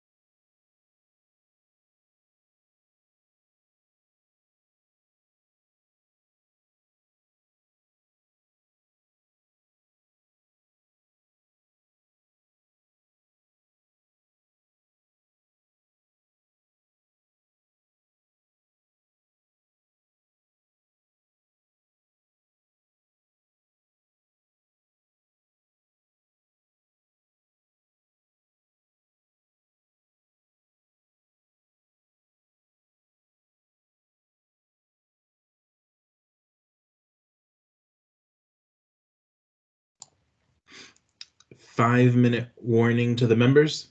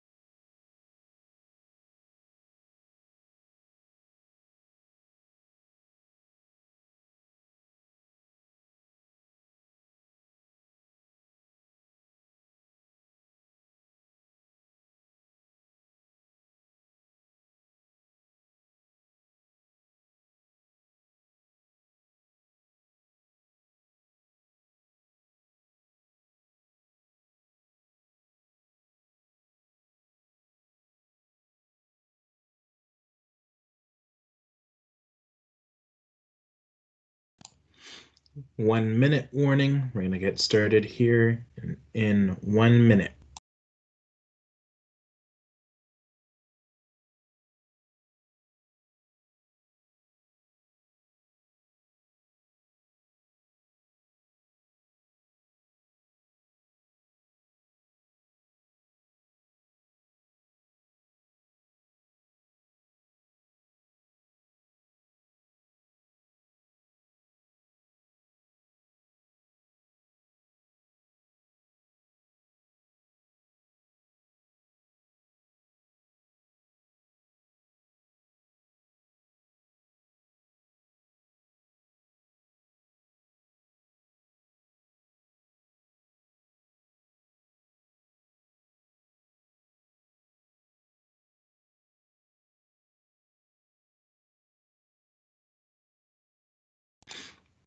All right, let's get back to it. Mr. Wilbert. All right, Mr. Chairman, thank you very much. So the next department, we're going to start off with traffic engineering and operations. So we'll start with their operating budget and then take a look at their proposed capital program.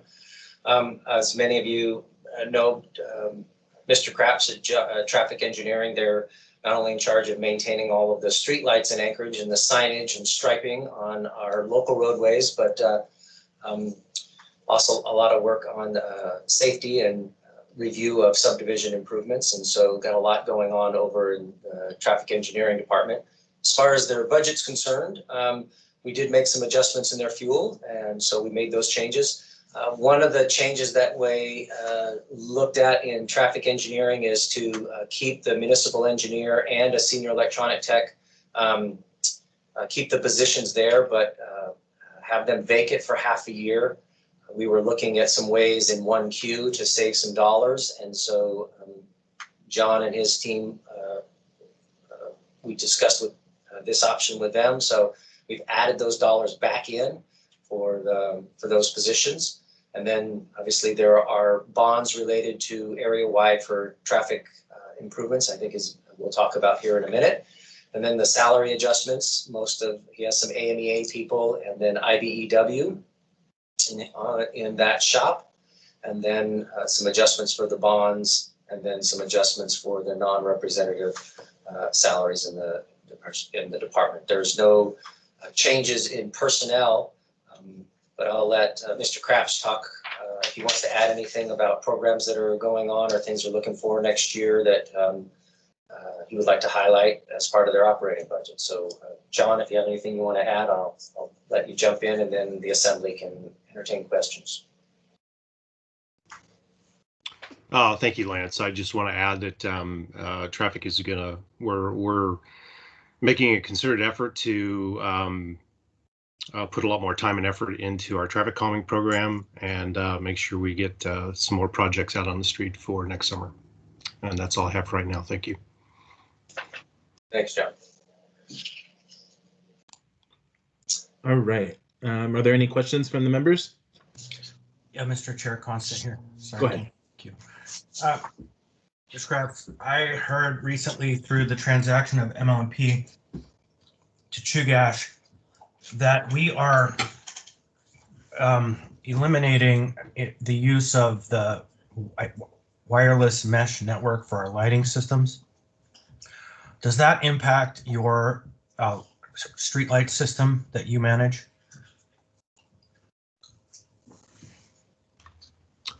Mr. Constance, through the chair, we do not manage the street lights per se. We're strictly the traffic signals. Gotcha. All the street lights are managed through Mr. Tchaikovsky's group. So I'm sorry, I can't answer that question for you. I see Mr. Colhase has his hand up. Go ahead, yes, through the chair, I left the audio on to listen to the following presentations, and I believe the question was with respect to the small cell installation that AT&T is installing. Another effort that's going on is Alaska Communications has contacted us regarding installing some other equipment on streetlights. And I forgot who asked, I didn't catch who asked the question, but if you could restate the question, I can probably give you the current information on that. Thank you, Mr. Chair. That wasn't quite it. The lighting, the street lighting we've been buying for the last several years has come with a smart system. I think they call it a mesh network or a Wi-Fi mesh network, where the lights can be controlled by kind of at a distance and online. And I understand through the transaction, we are not going to continue that except for some very small areas in the municipality. And so I'm just wondering, I thought it would have been traffic, but apparently it's not. I'm wondering where that falls and who wants to talk about that. Through the chair, Kent Colhase again, I apologize. That's what I get for only for trying to multitask. That would be a question for Alan Tchaikovsky. I can take that offline. Thank you. Thank you. Mr. Dunbar. So I apologize, I got here a couple minutes late. Did we already do the capital budget for the traffic engineering as well, or is that next? That's next. Okay, I'll hold my question until that slide. All right, please continue. Thank you, Mr. Chairman. So in the traffic engineering department, Mr. Krabs and his team proposed bonds for next year. Obviously, there's continuing work needed on the Anchorage and signal system, some improvements that are going on there. This is an annual program. They work on the school zone safety program. That's, I think, in combination with what's going on at the school district and probably with the State Department of Transportation, but there's also those activities that are necessary for improvements inside the municipal rights of way. We have some bond funds there. And then as many of you have already alluded to, and as Mr. Krabs mentioned, they're looking forward to a little bit more investment in their traffic calming program through this next year's bonds. They've been working on some designs, working with the communities to get some projects out on the street. And so we've asked for ask for $1 million bond to help make those improvements. And I don't know specifically where they might be, but Mr. Krabs can probably entertain those questions. So John, if you have anything you wanted to add to the bond that I didn't mention, otherwise we'll let the assembly listen to their questions. No, I don't have anything to add. Thank you. Thank you. Mr. Dunbar. Thank you, Mr. Chair. So Mr. Krabs and I have exchanged a couple of emails on this topic, but I want to flag it again and indicate that I might bring an amendment to this program in some way. So I have raised at the school district joint meeting a couple of times the fact that Benny Benson High School is not considered a school zone. It doesn't meet the technical definition for it, even though students cross Tudor Road. And that Tudor Muldoon curve is one of the more dangerous places in the city. At least that's how the neighborhood feels. Pete and I can attest to the fact that that community council has passed several resolutions on it, as has Stuckgin Heights, who are at the top of the hill and on that intersection of Campbell Airstrip Road, Basher, and Tudor. Now, I'm aware that that is a state road, and so our ability to impact it is lessened. But given that we have $500,000 for school zone safety and we have $1 million for traffic calming safety improvements, I just like to hear what our plans are, either working with the state or things we can do unilaterally to make that area safer, both for people passing through and also for the students of Benny Benson. Thank you. Mr. Dunbar, through the chair. Right now we are we've met with the school district about the school and the crossings. We've had conversations with them about providing information to the students on the transportation, I guess the different types of transportation that's available to go into and from the school. We've talked to the state of Alaska about the intersection. And at this point, other than providing the school with information and planning to have a follow-up meeting with Safe Routes to School Committee about this, we are kind of in a holding pattern on and a monitoring of this intersection at this time. So I'm going to reiterate: the students aren't dumb. They don't need another pamphlet of information. The school, a lot of them use the city buses because it is is not a charter school; it's an alternative school. Some use regular buses. Some use, my understanding, some use private transportation. Some come from the neighborhood because East Anchorage has a lot of kids that are in those programs that live not too far away. And the student that died several months ago at that intersection was riding a bike and waved at his friends at the wrong time and was killed by a person who didn't break the law, but basically gunned her engine for a yellow light at the base of that hill. And so I'm not sure exactly what I'm going to do, but I'm not going to take we're in a holding pattern for as an answer. We have to actually make improvements for that intersection and for that area of road. We've already had a student die there. And the neighbors there believe it's extremely dangerous, particularly in the winter. And I'd urge my colleagues, the speed limit there is between 40 and 50 miles an hour. I'd urge you to go at that speed along that hill, heading west, down that hill during the winter and see what happens. So Anyway, thank you. Thank you. Mr. Weddleton. Well, thanks. And yeah, I appreciate Forrest's comments on that. I mean, that is an important one. It is frustrating to hear holding pattern, but I'm going to talk a little bit on the traffic calming and safety improvements, get some stuff. You know, we bumped it up one year and it seemed like we didn't have the capacity to actually use all that money at some point. And I think the need is vast, and I'm glad to see this $1 million. So, you know, I guess one question is, you know, do we have the capacity to actually do the work, particularly that we show $1 million in that 6-year plan, $1 million every year. And then how much of this would be the new style speed humps? And I've gotten some pushback on those that they really don't do anything because the gaps for the fire trucks, everybody just drives through those. Thanks. Yeah, Mr. Welton, to the chair. We have a pretty good plan on how to utilize the money. We are doing some upgrades to, well, we completed some this year on the speed hump replacements. As far as the design goes, I mean, that is a collaboration of work between not just the fire department, but the Anchorage Police in regards to emergency service response. And then, you know, we work closely with street maintenance too, because these also create a problem for snow removal and for drainage. So, you know, we have to look at all of these things when we're designing them and try and come up with the best solution we can. And the current design is what we've selected as far as the speed humps go. And it's, I understand there's some concerns about them not being as effective as some of the other ones, but you know, we have to look at all of the players that are involved here and come up with the best solution we can. I think we did send an email out on the September 3rd, I believe, that has a kind of an overview of where we're going with the traffic calming program. This last summer, we finished 88th Sunrise. And like I said, we did some speed hump replacements and upgrades to some of the locations that were either out of compliance or needed some care. So hopefully that answers your question. Yeah, that's fine for now. Thank you.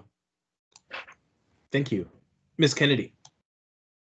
Thank you, Mr. Chair. I guess I want to follow up on just the policies regarding speed humps, because I know I've had some requests in Chugach Eagle River for speed humps, and we were told that it's part of the traffic calming policy to not put in speed humps. So I guess I don't know of any that exist in any place in my neck of the woods except for in private developments that maintain their own roads. But so can you speak a little bit to what's happening with apparently there are speed humps. So what's happening with the idea of basically having a policy that prohibits speed humps, but at the same time you're maintaining some that are still in existence and plan to maintain those? Or is it kind of the policy on figuring out how to wean those out of the system? Thanks.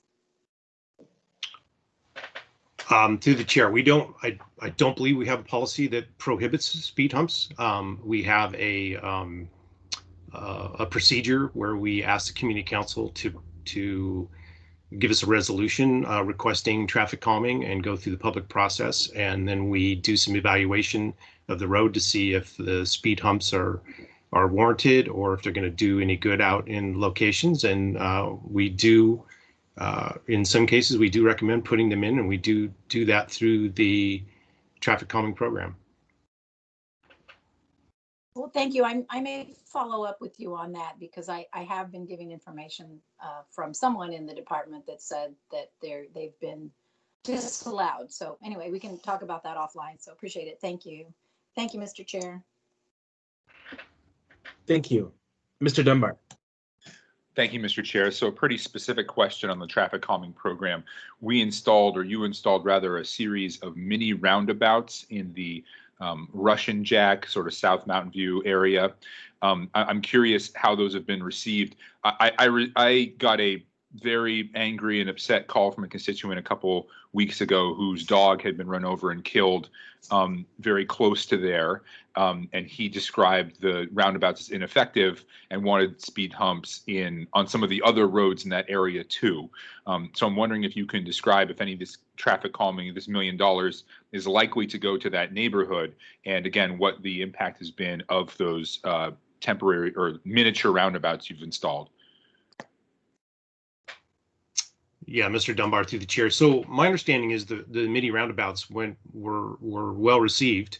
And we went through an extensive evaluation with street maintenance to make sure that we weren't installing something that couldn't be maintained. And my understanding is that the majority of the community was very happy with what was installed. As far as additional speed humps, I'm not sure if the community council in the area has an open resolution to us on adding more traffic calming and where we're at, but I would have to double check on that. Thank you. Thank you. All right, I don't see any other questions. Thank you, John. Okay, the next department is the Public Works Administration. This is Mr. Robinson's group over at the Permit Center, and Maury and his team, their primary responsibility is, I think, twofold, in at least as my perspective, and that is Maury's team is responsible and they help the traffic department, PM&E, and street maintenance, and the departments over there on their capital project management and accounting side of things, and particularly for PM&E. They're also responsible for the rural road service and limited road service areas up on the hillside, and support those out in the Chugiak Eagle River and in the Girdwood area. And so those areas, while they assess themselves and taxes are collected, the management of the contracts and working with the individual boards, the connection of those service areas to the municipality is through Maury's shop. He's got some folks in there to help do all of those things. And again, no changes in the personnel, really no changes in his activities, other than to continue the support that they provide to the service areas and to the departments next to them. So Maury does not have a capital program, so it's just mostly on the operating side of the house. So Mr. Robinson's on board or listening in, and he wants to add anything or something that I missed, please do. No, Lance, I'm here and available to answer any questions. I think our budget is pretty much status quo from 2020, and things are going well with the service areas. There's not a whole lot of changes there. Typically, we entertain changes going into first quarter when the mill rates are actually set. So we have a couple considering some slight adjustments to their budget, but I think we'll deal with those at first quarter, and right now everything's pretty much a continuation from 2020. I'll field any questions if there are any.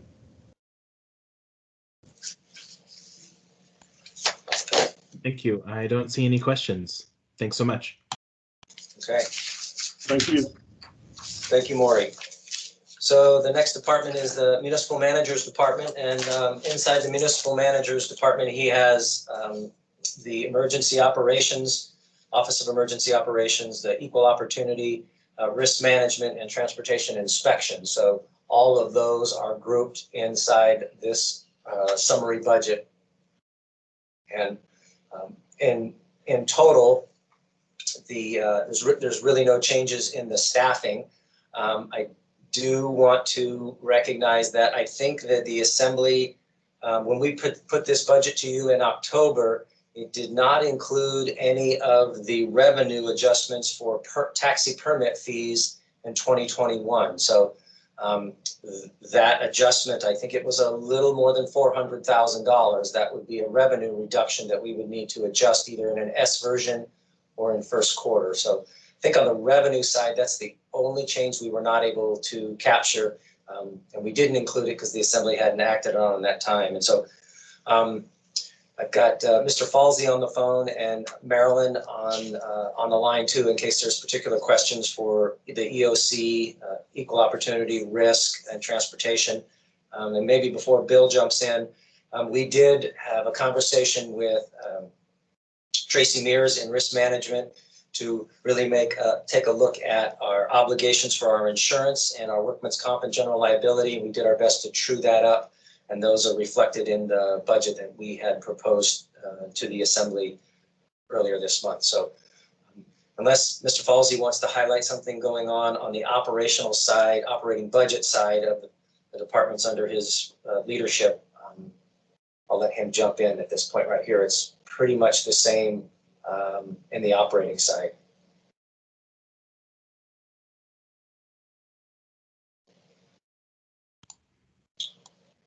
Not hearing Bill, I will add one thing. Any dollars that we would receive in support of the Emergency Management, Office of Emergency Management, where we are going to be seeking FEMA reimbursement, those dollars you won't see those dollars reflected in here. Any of those emergency dollars that we provided to the Emergency Operations Center in response to COVID, those will be separate dollars and won't be reflected in these numbers right here.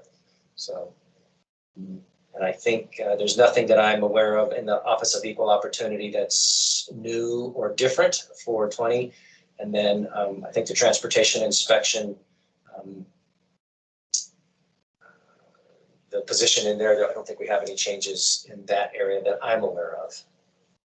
So if Bill is on, I'll let him jump in. If he's not and you have questions and I can't answer them, I will get back to you. So Mr. Falsey, are you online? All right, I don't hear him. Obviously, Bill does not have a capital program, so there's no bond projects. If you have any questions about emergency management, the OEO office, risk, or transportation, let me know, Mr. Chairman, and if I don't have an answer, I'll get back with you. Thanks. I have Mr. Weddleton. Okay, this might be much broader than this particular department, but we've reassigned people to EOC and perhaps other things COVID related, so they're pulled out of their current departments. Some of that may continue into next year, I would think. Is there how is that reflected here? Where are those people? Excellent question. So those individual people will still continue to reside reflected inside the respective departments that they're getting pulled out of. So if we're drawing people out of development services, you're going to see those positions in development services. They'll get reassigned to the Emergency Operations Center for a short amount of time. Their time there is then recovered with dollars. And so, but you won't see the transition or the temporary assignment from other departments to the EOC in the manager or to the emergency management department itself. They will continue to reflect in their home department. So can I follow up a little bit? Go ahead. So if that's the case, so if someone's working in, Public Works or whatever, gets reassigned to EOC to do different work, and then that money then their time there is reimbursed by FEMA, that frees up some money in that department. Is that correct? And if that, anyway, I mean, we don't really show that savings. What happens then? So that is part of the year-end true-up. Assemblymember Weddleton, and through the chair, you're exactly right. What will happen is if that individual's costed $100 a day, then they're assigned to the EOC. They're not charging, their time card is charged to the emergency fund. And it's not charged to their regular operating budget. So that will be $100 less. That day is charged to the operating budget. And at the end of the year, when we look at their total expenses to find out how much did they charge to the operating budget, at year-end close, you will see those, for lack of a better word, savings that we had budgeted in 2020. And that will then be part of our calculation for year-end fund balance. And then their expenses are charged to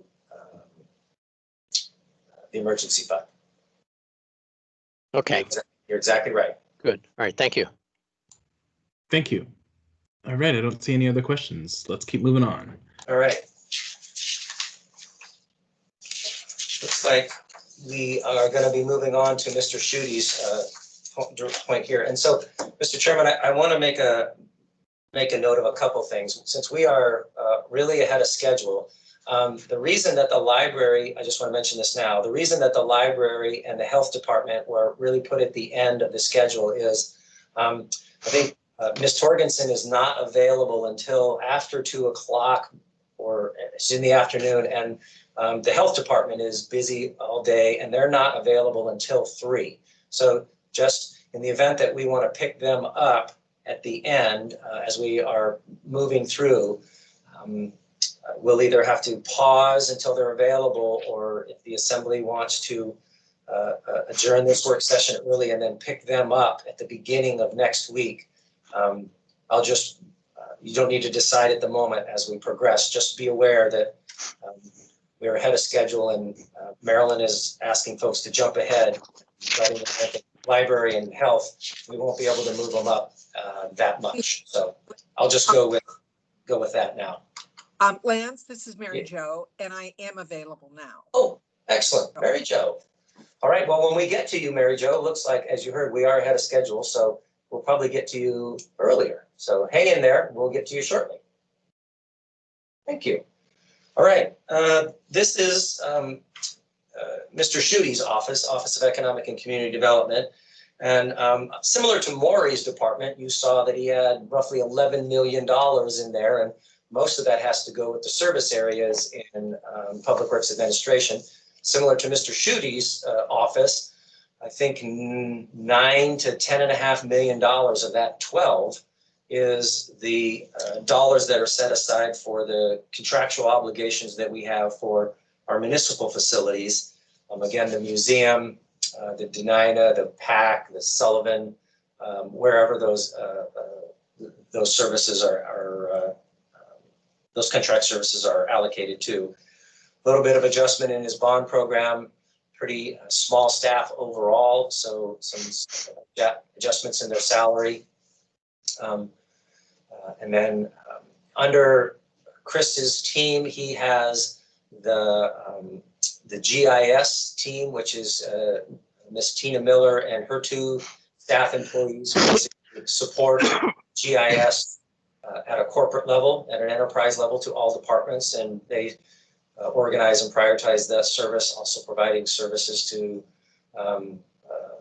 data services to other departments. And then Brendan Babb on the I team, they have the work that they're doing, providing data-driven information and helping people get connected with the services inside the city. As many of you know, he's been working with property appraisal to help people be more aware, and particularly seniors that might not be taking advantage of exemptions. So working with them to get that information, and then obviously providing information to those individuals on homeless. So he's asking for some non-labor funds in 2021.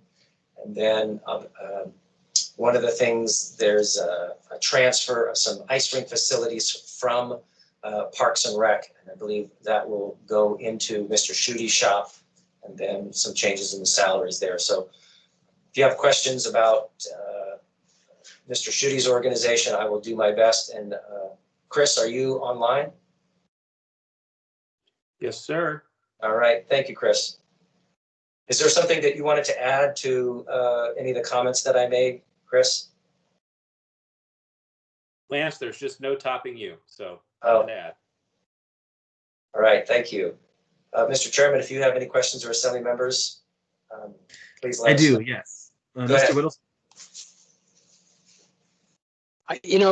Let's talk about the ice rinks going to under this department. What are the changes that creates? There's, is there particularly, if like purchasing and so on, do they, if they go through parks, what is their, if they want to do an improvement, do they go through Ron Haddon's group, and is that different? And then the staff who maintains it. I mean, I don't know, but what other this looks very simple here, but I suspect that's fairly complicated. Through the chair, actually it's not. And one of the primary reasons why this shift is happening is that we managed the contract for that facility anyway already.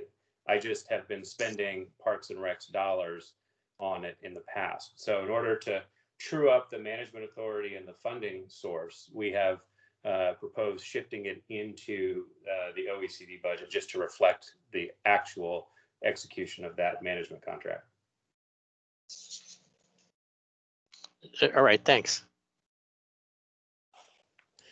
Thank you.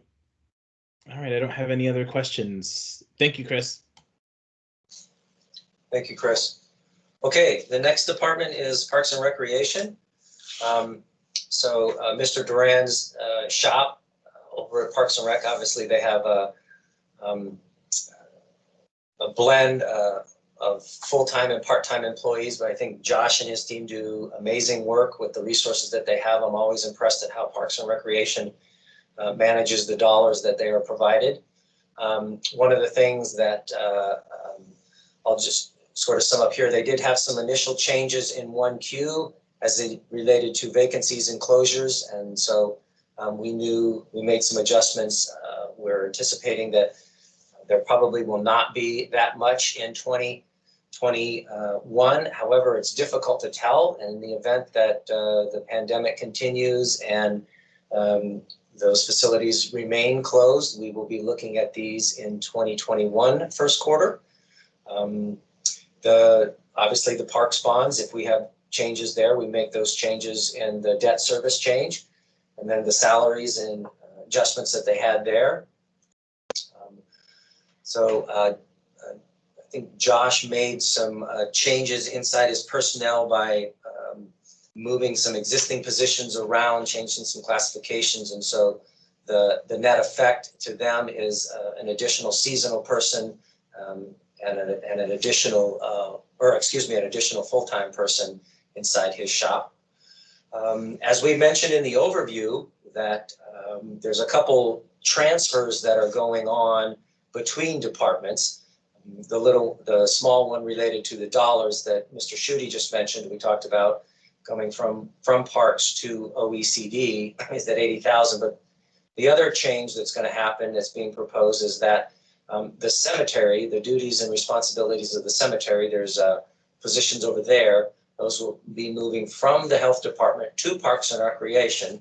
So that dollar number is labor and non-labor in total.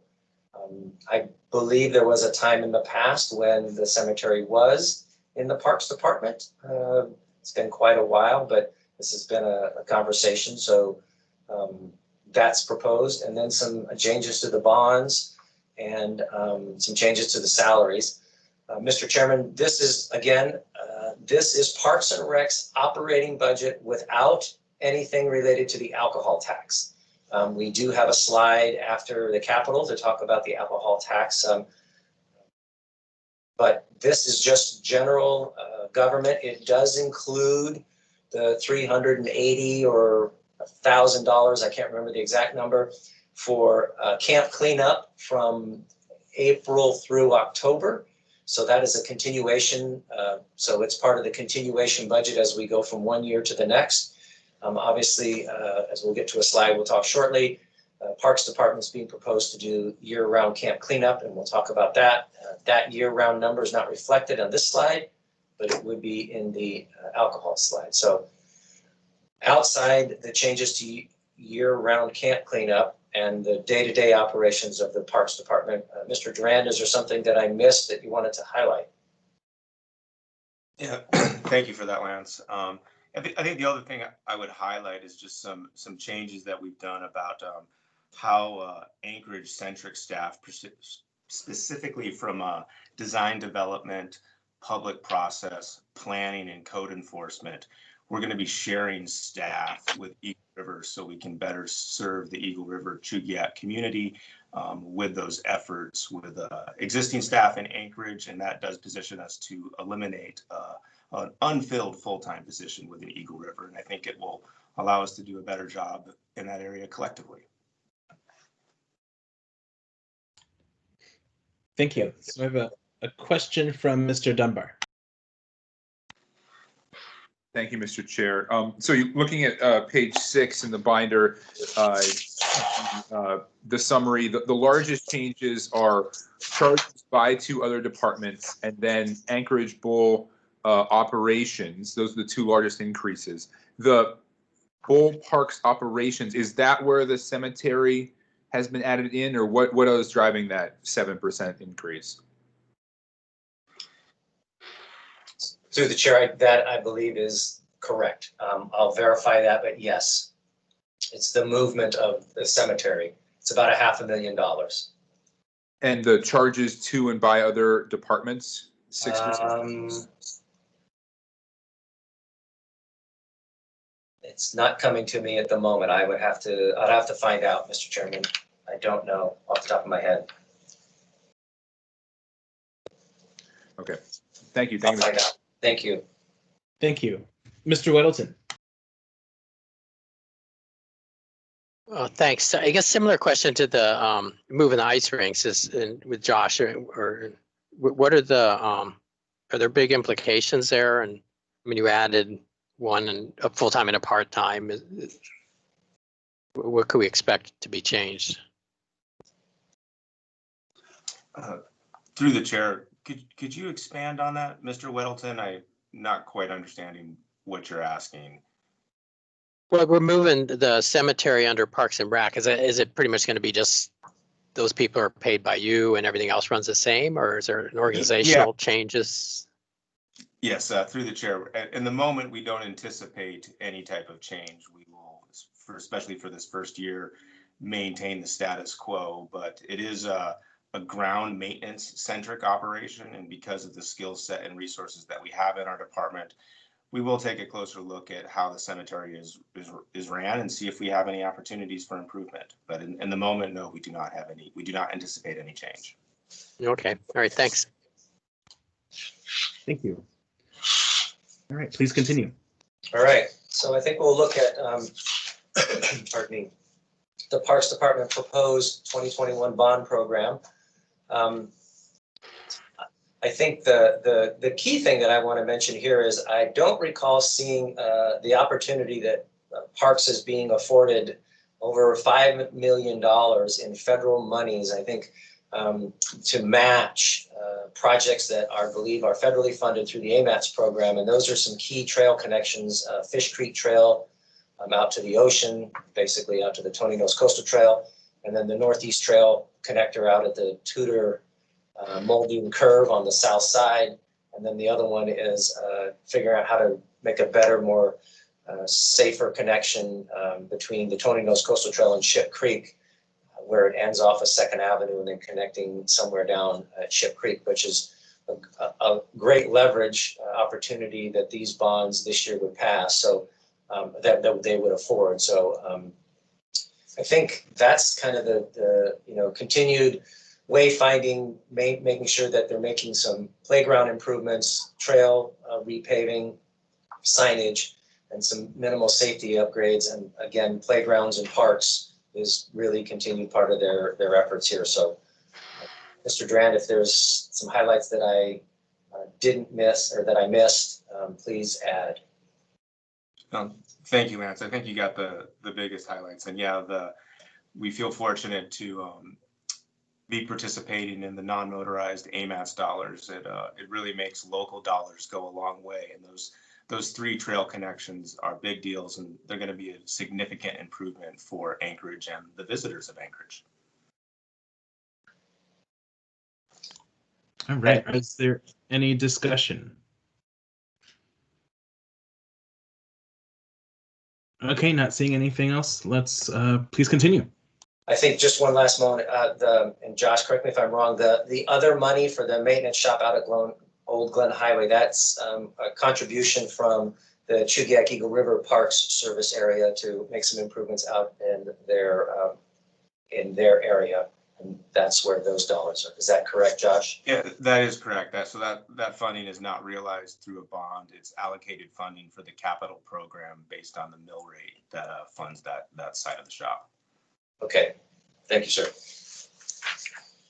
All right, I think the next picture that I want to show is Parks and Recreation is one of the 4 departments currently being proposed that they would receive a portion of the alcohol tax. Of the $12 million that's being proposed, the Parks Department would be assigned to sort of beef up a Healthy Spaces program, which would expand camp abatement to year-round.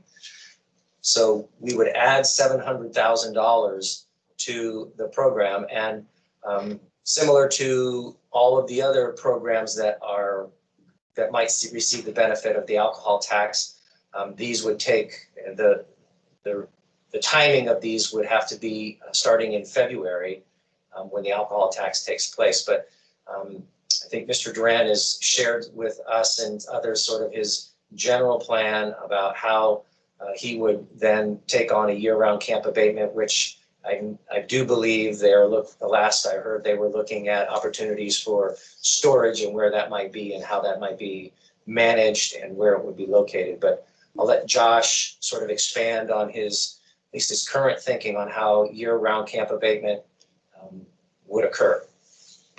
Yeah, thank you for that, Lance. So currently, camp abatement is typically limited to the months of May through October, and we'll be transitioning into a year-round camp abatement process starting with the new year, and that'll mainly be realized. So currently, it's realized through 20 seasonal positions, which does present a challenge because every time we start the year, we're losing that institutional knowledge that was there before. So it's all new people, and it can be a slightly complex job because there's a lot of GIS reporting, safety parameters in play, things of that nature, use of PPE, and transitioning into the full-time approach, we would be adding 10 full-time positions and then still using the 20 seasonal positions during the summer months, May through October. And that will help us retain that institutional knowledge, safety protocol, use of technology, and how we coordinate with the homeless coordinator, APD, and communicate with the public. In addition to that, we're going to require additional funding for expanded fleet, some of the small equipment that we use, such as side-by-sides and trailers for accessing difficult areas within our trail system, additional fuel, additional PPE. And with this, we really think that we will make a difference, and we will no longer be finding these camps that persist in areas through the winters, similar that we see in the Chester Creek area. And I really do think we're going to make a huge difference through this year-round approach. And in addition to that, storage. So we have property assets in town that could be used for the storage, and those are our north maintenance yard, our south maintenance yard, our horticulture side. We're currently leaning towards using Connexes and newly procured storage bins that would be located in one of those facilities. And again, more than likely our north maintenance yard, and that will position us to utilize the full-time and seasonal staff to deliver property back to anyone that it was taken for.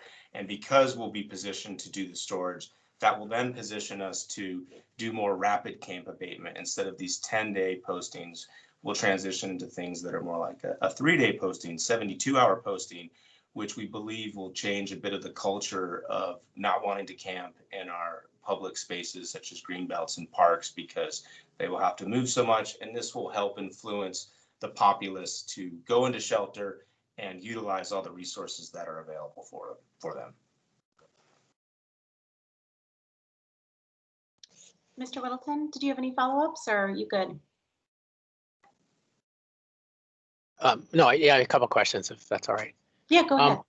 So regarding abatement, there's two questions. One is, when the shelters are full, which I believe they are now, you can't abate, and that could be most of the winter. What will we do? What do you do then with your crew? Yeah.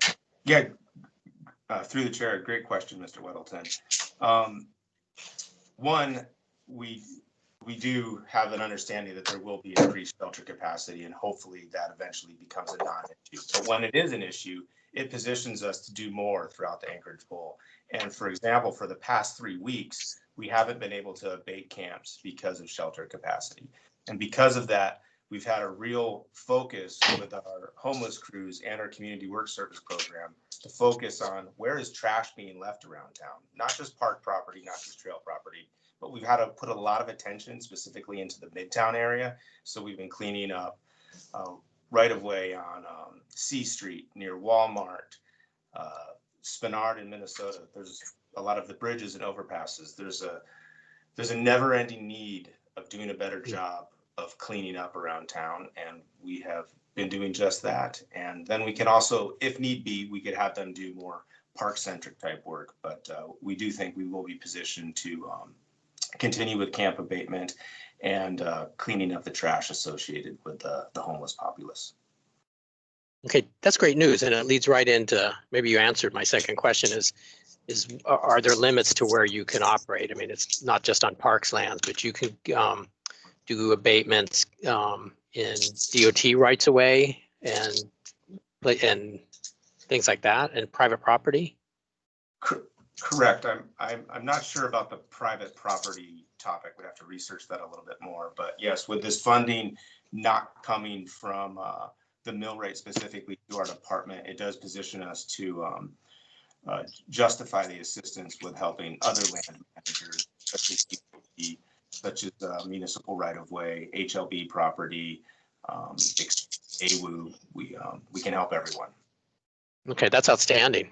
This should lead to a great improvement. Thanks.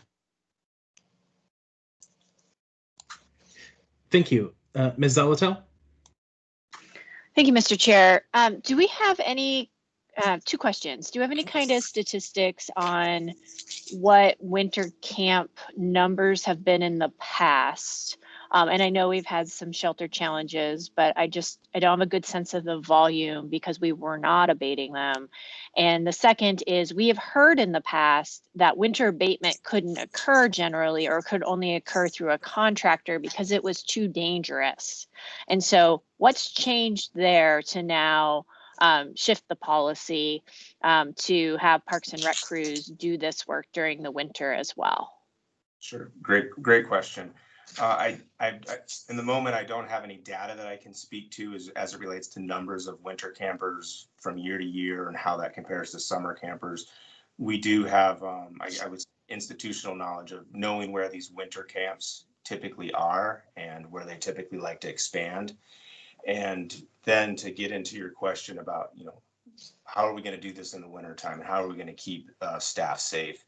And that will be realized through new training that we'll be seeking, as well as expanded PPE, which we've already started to embrace with providing boots that are needle and sharp resistant, coveralls that are cleaned on a daily basis for the crews, which also have some resistance for puncture, and then just the general PPE, again, appropriate training, and then other types of small pieces of equipment that can help us navigate some of the hazards that exist when we do have snowfall in place. May I ask a quick follow-up, Mr. Chair? Sure. Thank you. I'm going to divert a little bit off that first topic. I'd really like to, and maybe offline, or I just want to think about it a little more. I think we're going to run into an issue where we're not going to be able to abate camps because we're going to exceed shelter capacity, especially during COVID and winter months. So I guess I'd really like to learn more as we move forward. I appreciate the trash pickup, but that seems like it goes beyond, it doesn't seem like it's enough for 10 full-time positions. I'm generally in favor of doing this. I just want to make sure that we're utilizing these services to the highest and best use, knowing some of the other challenges that exist within our system. Thanks. Thanks. Mr. Weddleton, did you have anything else? No, thank you.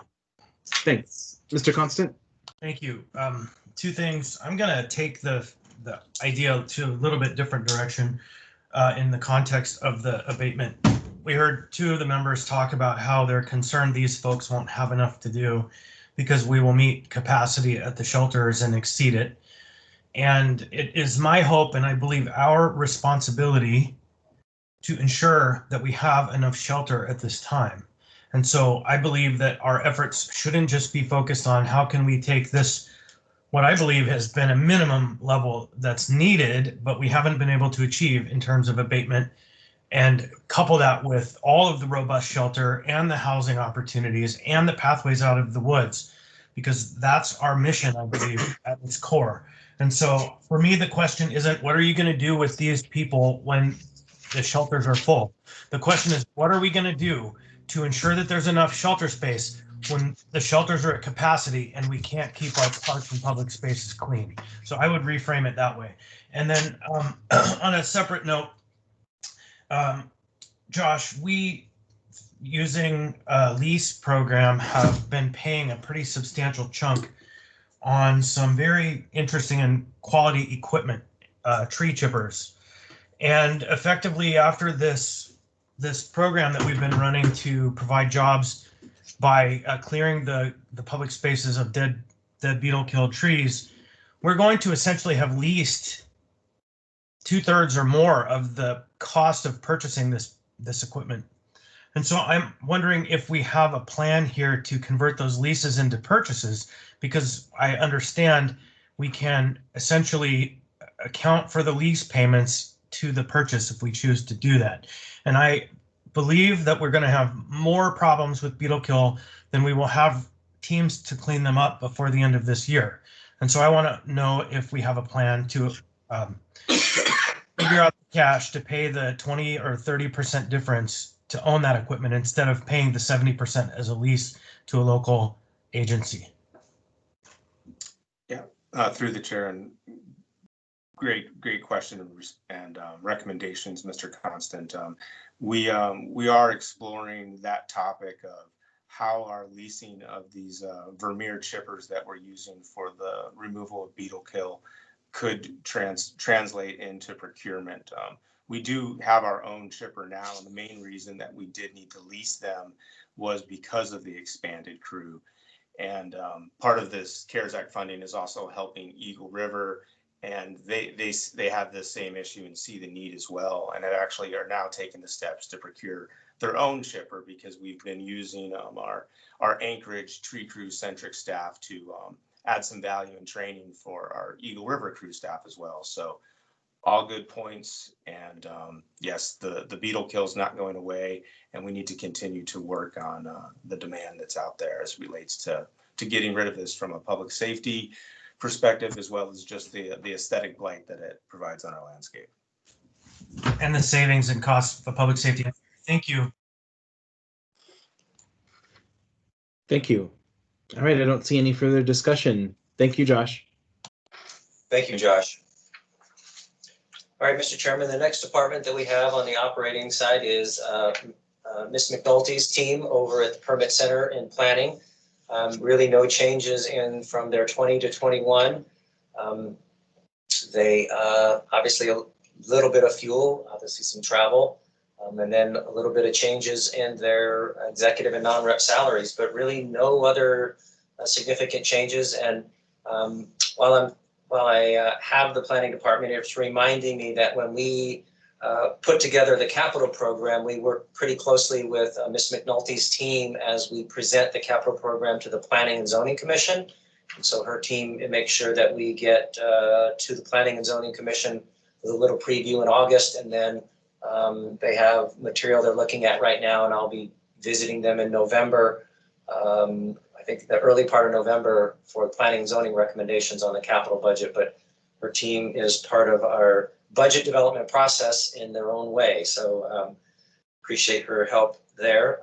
On her operating side, again, really no significant changes inside, but again, the AMATS team, the counter, long range planning, and basically our key regulatory boards and commissions for development. So unless, Michelle, if you have something that you'd like to add that I missed or you want to highlight, please do. I have nothing to add, but I'm happy to answer any questions. Thank you. Thank you. Mr. Weddleton.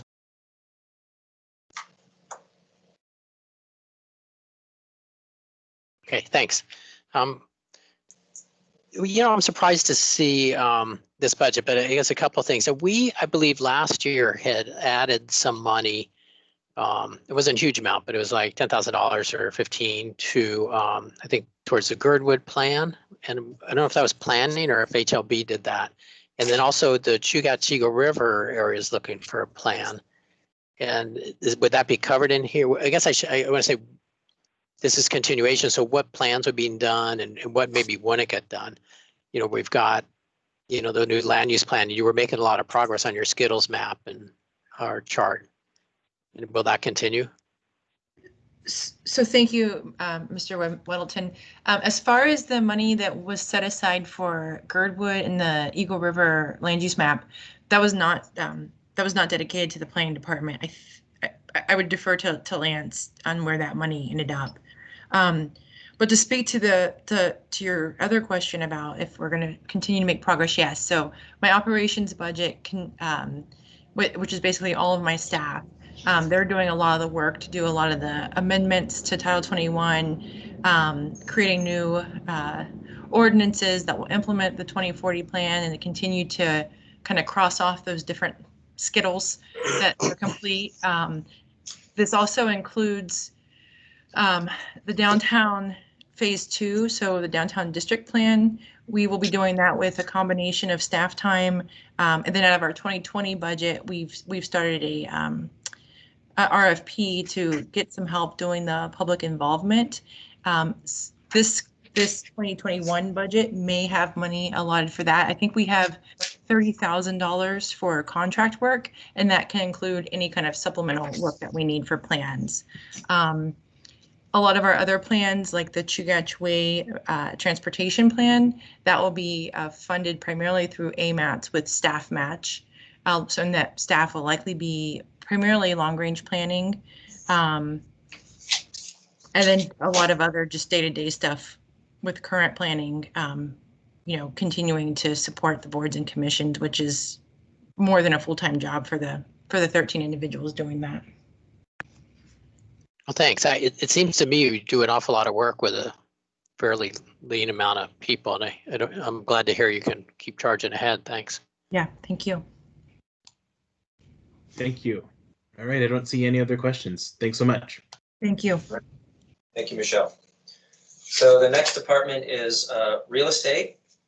So similar to OE's office, Chris Schuette's department and Maury Robbins' department, Robbins' department has a larger budget, about 8 million there, but I think 6.5, almost at least 6.5 of that is contractual obligations to lease payments. And so most of her budget goes out the door to make lease payments for municipal facilities that for contracts that we have in place. So other than that particular change, I think the one other change here, we noted that there are increases in those leases and those facilities. And so we included that adjustment as part of a change for 21. That's the $60,000 that you noticed there. And then the change in the executive salaries and non-representative employees. So this is pretty much a continuation budget. Any dollars that might be flowing through real estate that relate to the 4 properties or the 3 properties or any properties related to our response to COVID are not going to be reflected in this chart right here. This is just her day-to-day operations for real estate and HLB. So Ms. Ward, if there's something that I missed, please add. No, that sounds good. Lance did highlight that the acquisition and operations of the 4 buildings that have been approved for acquisition will not be reflected here because our budget is basically leases. We don't manage the operations of those buildings or the maintenance. And I did want to let the assembly members know that the $10,000 Mr. Weddleton did come from HLB for the Girdwood plan. I think that's all I have, and I'm available for questions. Thank you. I have a question from Mr. Weddleton.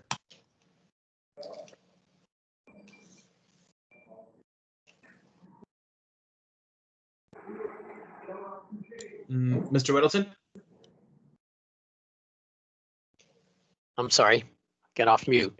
Robin, thanks. So this being a continuation budget, is that, will Girdwood be able to expect $10,000 for the plan this year? They haven't requested it. I'm not sure that we have it in our HLB budget for this year. It's not in our budget for this year, but they haven't requested anything, but we certainly would try and help if we can, if they need it. Okay, thanks. So, Felix, can I ask one more? Go ahead.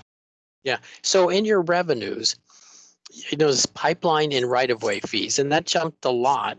And I'm guessing there's not a whole lot more pipelines. What did that? Through the chair, Mr. Weddleton, in many of our pipeline easements and leases, there are renegotiation periods, usually every 5 years. So that would have been a jump in the fair market value of that easement for the lease on it. So in these pipes, are you talking N-Star? Through the chair, Mr. Weddleton, most of these are not N-Star. These are pipelines that go along the coastline, goes through HLB property, and some of them are even in the tidelands, but they are HLB properties, so we receive the revenues for those. Okay, so I guess so what are they? It's like the fuel lines from the port to the airport? Through the chair, Mr. Weddleton, that's correct. And we also have one that goes clear to Nikiski that I believe is the Tesoro one. Okay, all right, great. Thank you. Thank you. All right, I don't see any other questions. Thanks so much. Thank you, Robin. Okay, the next department we have is the Development Services Department, and Mr. Dole and his team out of the Permit Center. Pretty much a continuation budget here. I think the one change that we had for them is the fuel reduction. So they're bring them back to that continuation number. Some adjustments in their salaries, their overtime similarly. Again, like many of the departments out at the Permit Center, there's really no changes. I think the one point would be that Development Service is one of 3 departments where the administration is recommending that we add a position. And I think due to the work that they do out there and making sure that they're keeping their public service up to the highest standards as possible, Mr. Dole asked for a position. This position would be funded with funds from the Building Service Safety area. So that is, I think, all I have on the Development Services side. I guess the last piece I would mention is that obviously many of the revenue changes that we've made, the permit fee changes that we've made, if those fees are no longer waived or come back into effective January 1, we have made that adjustment to assume that those fees will be back in place. If they are to change or get modified or new ones are requested to be reduced or delayed or lowered, then we'll need to make some adjustments on the revenue side, particularly as it relates to the development community. But working with Linda Brooks and on Bob's team to make sure that we're up to date as much as possible. So with that, Bob, if there's something that you want to add, please do. Good afternoon. This is Bob Dole, the Development Services Director. Thank you for your time this afternoon. The request for the permit technician, aka plan reviewer 1 position, comes after 2 years of industry requests, to the extent that most recently Bill Taylor with AHBA was proposing that we eliminate the COVID discounts early so we could pay for that position. It's a major choke point that has accumulated some challenges over the years, and I believe we can better support the industry for timely processing if we fill it. I'm standing by for your questions. Thank you. Are there any, Mr. Weddleton? Oh, thanks. I think that's a great idea, Bob. I think what we hear from the builders is the delays in moving things through is far more costly than the permit fees at the end of the day. So, on E-plans, the kind of the 2020-85, I think there was something there we require people use E-plans. How is that going? And will that ultimately cut costs? Through the chair, The requirement for E-plans is not universal. It's for those submitting exempt plans, which will ultimately it will reduce cost growth in terms of reducing our storage costs for paper plans and create other efficiencies as we go to newer versions. Honestly, with older cleanup, I think we're 2 to 3 years out from seeing savings from the shift to more electronic platforms. Okay. All right. Thanks. Thank you. All right, I'm not seeing any other questions. Thanks so much. So, next slide. So, Mr. Chairman, as I mentioned when we started, I think this was we were going to take a little break, but what I'd like to do is let's go through with the library, and then after that, we'll figure out how we want to proceed for the next couple hours. So I'm going to go ahead and, if that's okay with you, Mr. Chairman. Yes, go ahead. Thank you. So on the library budget, on the operating side, library has an operating capital and a request for alcohol. So we'll start with our operating budget. Really, no changes inside Ms. Torgenson's continuation of her budget. Similar to the other departments, there's really no big changes. You'll see that there's a transfer of basically responsibility of the postage meters from IT to the library. I think the library sort of manages all of that. So you'll see a $32,000 increase in the library, but you'll see a $32,000 decrease to IT when we get to their presentation next week. And then obviously some changes there. And again, the library did propose and the administration included their proposal as part of the alcohol tax, and we'll get to a separate slide. This does not include any of those adjustments or changes to the alcohol tax that might be included to additional services at the library. So just on the operating side. So Mary Jo, if there's something on the library business that I didn't mention for continuation, please jump in. Well, do you want to talk about the alcohol tax at this point, or? No, we'll get to that slide. Let's just, we got a couple slides before we get there. Okay. So why don't we, unless the assembly has some questions outside alcohol tax. It looks like there's a question from Mr. Weddleton. I hate to be the pest on these things. It seemed to me, I thought you had some requests for increased staffing. This is flat. I thought someone to work on receiving the books, more IT and things like that. For some reason, I expected to see 2 more positions, but I don't see them. I don't think that they were. We had asked for a IT technician and a volunteer coordinator. The IT technician, we have 1 person in the position to handle the amount of software, hardware that we have. And we are, with CARES dollars, have added MiFis and Chromebooks to check out. So I don't believe it was included in this year's request forwarded to the assembly. Okay. All right. That Thank you. answer your question? Yeah, thanks. Thank you. All right, I don't see any other questions. Or I'm sorry, Mr. Chair, may I add to that? Oh, sure, go ahead. As Lance previewed, there's a whole segment of library operations, including some positions I think Mr. Weddleton was anticipating, that will surface during the alcohol tax discussion. Yeah. Thanks. All right, let's continue. All righty. Mr. Weddleton reminded me a closing comment I wanted to make. So on the library side, library asked for a couple capital projects for the library, and we are proposing one of them. This one here is for improvements to the Alaska room. This is the plan is that these dollars would be matched with private dollars and other contributions that we will probably know a little bit more about. I think last I heard sometime in December. So before we put any dollars on the bonds, we'll kind of know how those matching dollars will come together. The other project that Mary Jo proposed was some improvements to the children's room. we didn't include those here, but we included those in 2021 or 2022. But I'll let Mary Jo speak to some of the proposed improvements to the Alaska room that the library is looking forward to hopefully seeing completed.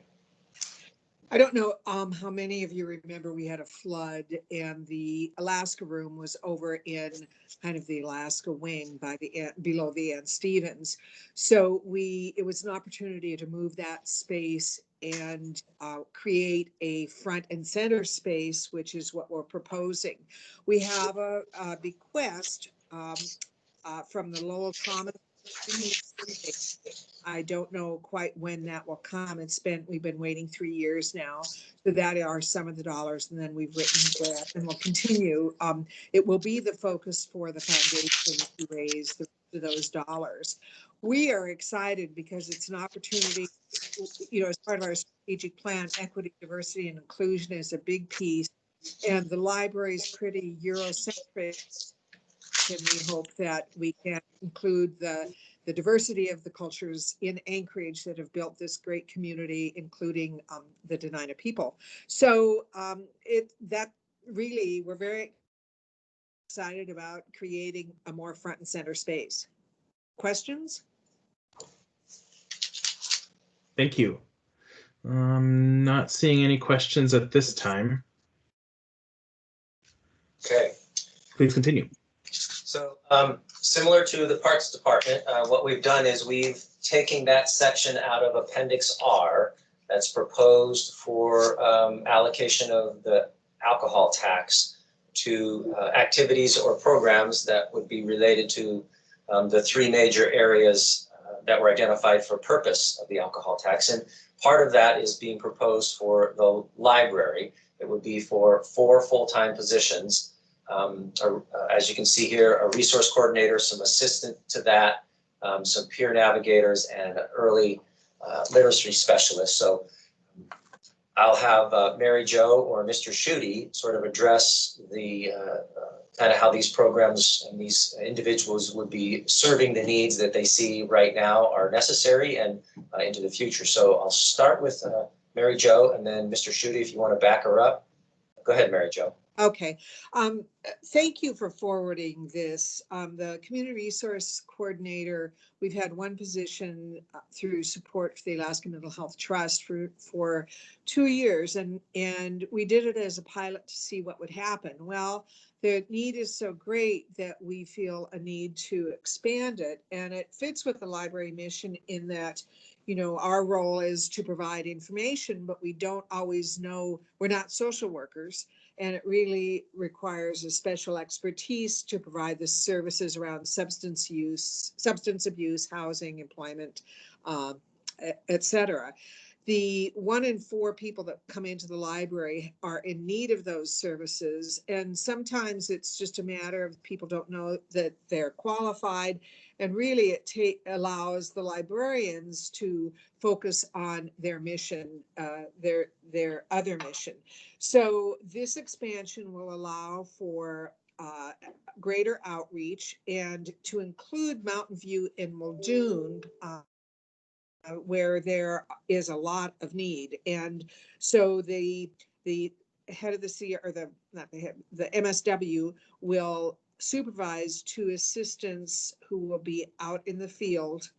And then the peer navigators will be people that have a lived experience in addiction and homelessness that can support the outreach for the folks. Any questions about, well, and then the other piece, the state used to give more money for mental health, and that's really dried up. So the need is so great now. And in the event that there's more activity in Midtown around treatment centers and homeless and services to people that are houseless, I think that these positions and this program will provide a needed support.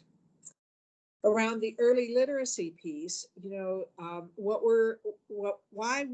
does that fit into alcohol tax? Well, the early literacy piece is really important, partially to get a head start on people that are on children who really come from homes where the parents don't know the importance of reading to kids.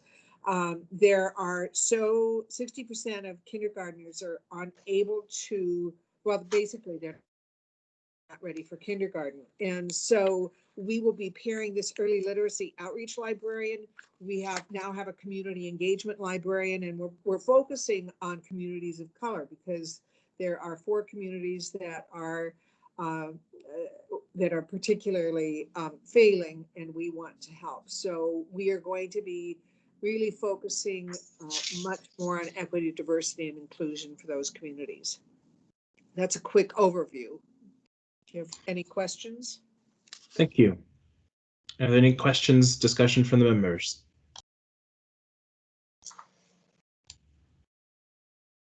All right, I'm not seeing any at this point. Thanks so much. Thank you. All right.